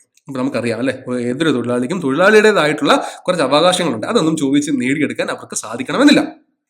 എപ്പോഴും മാനേജ്മെന്റിന് വിധേയരായിട്ട് തന്നെ വർക്കേഴ്സ് നിൽക്കണം എന്നുള്ളതായിരുന്നു അദ്ദേഹത്തിന്റെ ഏറ്റവും വലിയ ആവശ്യം. അതായത് just follow orders, don't take initiatives. അവരുടെ ഭാഗത്തു നിന്നുള്ള യാതൊരു പ്രശ്നത്തെ ചെവിക്കൊള്ളാൻ വേണ്ടി മാനേജ്മെന്റ് റെഡി ആകണം എന്ന് അദ്ദേഹം പറഞ്ഞിരുന്നില്ലായിരുന്നു. എപ്പോഴും അദ്ദേഹത്തിന്റെ perspective was from the managers point of view. കേട്ടോ, മാനേജറിന്റെ പോയിന്റ് ഓഫ് വ്യൂ അല്ലെങ്കിൽ മാനേജ്മെന്റിന്റെ പോയിന്റ് ഓഫ് വ്യൂ, കമ്പനിയുടെ പോയിന്റ് ഓഫ് വ്യൂ നിന്ന് മാത്രമാണ് അദ്ദേഹം ചിന്തിച്ചത്. വർക്കേഴ്സിന്റെ ഭാഗത്തു നിന്ന് അദ്ദേഹം ചിന്തിച്ചിരുന്നില്ല. ദെൻ മണി ആൻഡ് മോട്ടിവേഷൻ, നേരെ സംസാരിച്ച പോലെ പൈസ മാത്രമല്ല, അല്ലെ, മണി മാത്രമല്ല ഒരാളെ മോട്ടിവേറ്റ് ചെയ്യുന്ന factor. There are different factors, അല്ലെ. സമാധാനമുണ്ട്, അല്ലെങ്കിൽ അതുപോലെ തന്നെ പാഷൻ എന്നൊരു സംഗതിയുണ്ട്, അല്ലെ. C, when we do something we are really good at, നമ്മൾ എന്ത് ചെയ്യും, നമുക്കൊരു ഹാപ്പിനെസ് തോന്നും. പക്ഷേ അവിടെ കുറച്ച് മണി നമുക്ക് ആവശ്യമുണ്ട്. അതല്ലെങ്കിൽ നമുക്കൊരു സോഷ്യൽ സിസ്റ്റം, നമുക്ക് കൂടുതൽ പൈസ ഇടുന്ന ജോലിയായിരിക്കാം, വളരെ കൂടുതൽ പൈസ ഇടുന്ന ജോലിയായിരിക്കാം. പക്ഷേ സൊസൈറ്റിയിൽ ആ ജോലിക്ക് ഒരു വില ഇല്ല എങ്കിൽ ആ ജോലി ചെയ്യാൻ ചില ആൾക്കാർക്ക് താല്പര്യം കാണില്ല. സോ സൊസൈറ്റിയിൽ റെസ്പെക്റ്റബിൾ ആയിട്ടൊരു ജോലി, ഈവൻ ഇഫ് ശമ്പളം കുറവാണ് എങ്കിൽ പോലും അത് ചെയ്താൽ മതി. ഇപ്പോൾ UPSC പോലെ അല്ലെങ്കിൽ സിവിൽ സർവീസ് പോലെ ഒരു ജോലിക്ക് വേണ്ടി ആൾക്കാർ വർഷങ്ങളോളം കഷ്ടപ്പെട്ട് ജോലി ചെയ്യുന്നത് ബേസിക്കലി എന്തിനു വേണ്ടിയാണ്? ഒരു സോഷ്യൽ സ്റ്റാറ്റസ് കൂടിയുണ്ട്. അത് ആരൊക്കെ എത്രത്തോളം നിരാകരിച്ചാലും ഒരു കളക്ടർ, IAS കാരൻ അല്ലെങ്കിൽ ഒരു IPS കാരന് സൊസൈറ്റിയിൽ കിട്ടുന്ന റെസ്പെക്ട് ഉണ്ടല്ലോ, സോഷ്യൽ എസ്റ്റീം ഉണ്ടല്ലോ, അത് എത്ര പൈസ കിട്ടിയാലും കിട്ടാത്ത ഒരു തരത്തിലുള്ള ഒരു സെൽഫ് റിയലൈസേഷൻ അല്ലെങ്കിൽ ഒരു സെൽഫ് എസ്റ്റീമാണ്. സോ അതിനുവേണ്ടി ചില ആൾക്കാർ ചില ജോലികൾ ചെയ്യും, ചില ജോലികൾ ചെയ്യില്ല. അതുപോലെ ചില ആൾക്കാർക്ക് സെൽഫ് ആക്ച്വലൈസേഷൻ എന്ന് പറയും. അതായത് അവർക്ക് അവരുടെ ബെസ്റ്റ് ചെയ്യാൻ സാധിക്കുന്നു എന്നുള്ള സാധനത്തിൽ മാത്രം അവർ ജോലി ചെയ്യത്തുള്ളൂ. അതിപ്പോൾ എന്താണെങ്കിലും ശരി, അതിപ്പോൾ ക്യാഷ് ആണെങ്കിലും ശരി, അതിപ്പം എന്താ പറയുന്നത്, ബാക്കിയുള്ള ഒരു ഫാക്ടേഴ്സിലും അവർ തളരില്ല. അവർക്ക് എന്ത് ജോലി ചെയ്യുമ്പോൾ അവർക്ക് ഹാപ്പിനെസ് കിട്ടുന്നോ അത് മാത്രമേ അവർ ചെയ്യത്തുള്ളൂ. ആ ഒരു ജോലി മാത്രം അവർ ഫോക്കസ് ചെയ്യും. ബാക്കിയുള്ള പരിപാടിയിലൊക്കെ അവർ തീരെ ശ്രദ്ധ കാണിക്കുന്ന ആൾക്കാരായിരിക്കില്ല. അപ്പോൾ നമുക്കറിയാം, നമ്മുടെ ക്ലാസ് തന്നെ ചില ആൾക്കാർ ഭയങ്കരമായിട്ട് നല്ല പഠിക്കും, പക്ഷെ ബാക്കിയുള്ള യാതൊരു സ്പോർട്സ്, എക്സ്ട്രാ കരിക്കുലർ ആക്ടിവിറ്റീസിന് അവർ ഭാഗമാകത്തില്ല. കാരണം അവർക്ക് സന്തോഷം കിട്ടുന്നത് അവർ കൂടുതൽ വായിക്കുമ്പോഴായിരിക്കും, കൂടുതൽ മനസ്സിലാക്കുമ്പോഴായിരിക്കും. So they tend to focus on that side only. ബാക്കിയുള്ള സൈഡിലൊക്കെ ഒരു ബ്ലൈൻഡ് സൈഡ് ഉണ്ടായിരിക്കും. സോ ഞാൻ നേരത്തെ പറഞ്ഞ പോലെ ഒരു മനുഷ്യനെ, ഒരു വർക്കറിനെ മോട്ടിവേറ്റ് ചെയ്യുന്ന ഫാക്ടർ മണി മാത്രമായിരിക്കത്തില്ല. ചിലപ്പോൾ ജോലിയുടെ സ്റ്റെബിലിറ്റി ആയിരിക്കാം, അല്ലേ. എപ്പോഴും ട്രാൻസ്ഫർ കിട്ടുന്ന ഒരു ജോലിയാണെങ്കിൽ ഒരു ഫാമിലിയായിട്ട് താമസിക്കുന്ന ഒരാൾ ഒരിക്കലും അത് പ്രിഫർ ചെയ്യണമെന്നില്ല. So there are different factors which motivate worker, a man or a woman to work, അല്ലേ. സോ അവിടെ മണി മാത്രമല്ല, ഒരു മനുഷ്യൻ എക്കണോമിക് മാൻ ആണ്, മണി മാൻ ആണ് എന്ന് പറഞ്ഞ പോയിന്റ് തെറ്റാണ് എന്നുള്ളതാണ് പിന്നീട് വന്നിട്ടുള്ള ബിഹേവിയറൽ തിങ്കേഴ്സ് മുമ്പോട്ട് വെച്ച പോയിന്റ്, കേട്ടോ. So this was Taylor. നമുക്കിനി ഒരു ഫയോളിന്റെ 14 പ്രിൻസിപ്പിൾസ് ഓഫ് മാനേജ്മെന്റ് പഠിക്കാനുണ്ട്. ദെൻ വെബറിന്റെ ബ്യൂറോക്രാറ്റിക് മോഡലോടെ നമുക്ക് നോക്കാനുണ്ട്. സോ നെക്സ്റ്റ് ക്ലാസ്സിൽ നമുക്ക് ഈ പറഞ്ഞ രണ്ടുപേരുടെയും സിസ്റ്റംസ് പെട്ടെന്ന് തന്നെ കവർ ചെയ്യാൻ സാധിക്കും. So this was the introduction towards our classical theory ക്ലാസ്സിൽ അഡ്മിനിസ്ട്രേറ്റീവ് തിയറി മനസ്സിലാകുന്നുണ്ട് എന്ന് വിശ്വസിക്കുന്നു. കാര്യങ്ങൾ ഫോളോ ചെയ്യാൻ സാധിക്കുന്നുണ്ട് എന്ന് വിശ്വസിക്കുന്നു. ഇമ്പോർട്ടൻ്റ് ആയിട്ട് പറഞ്ഞ സംഗതി ഉണ്ടല്ലോ, നമ്മുടെ അസംഷൻസ്, പ്രിൻസിപ്പിൾസ്, ടെക്നിക്സ് അതൊക്കെ ബൈ ഹാർട്ട് ചെയ്യണം കേട്ടോ. ഫൈൻ. ബാക്കിയുള്ളതൊരു നല്ലൊരു ഐഡിയ കീപ്പ് ചെയ്യുക. ക്വസ്റ്റ്യൻസ് ഏത് രീതി വേണമെങ്കിലും വരാം. ആ വരുന്നതനുസരിച്ച് നമുക്ക് എന്ത് ചെയ്യാൻ പറ്റും, ആൻസർ ചെയ്യാൻ സാധിക്കണം. ഫൈൻ. ഓക്കെ അല്ലേ? So that's it for today. നമുക്ക് മറ്റൊരു ക്ലാസ്സിൽ കാണാം കേട്ടോ. Thank you.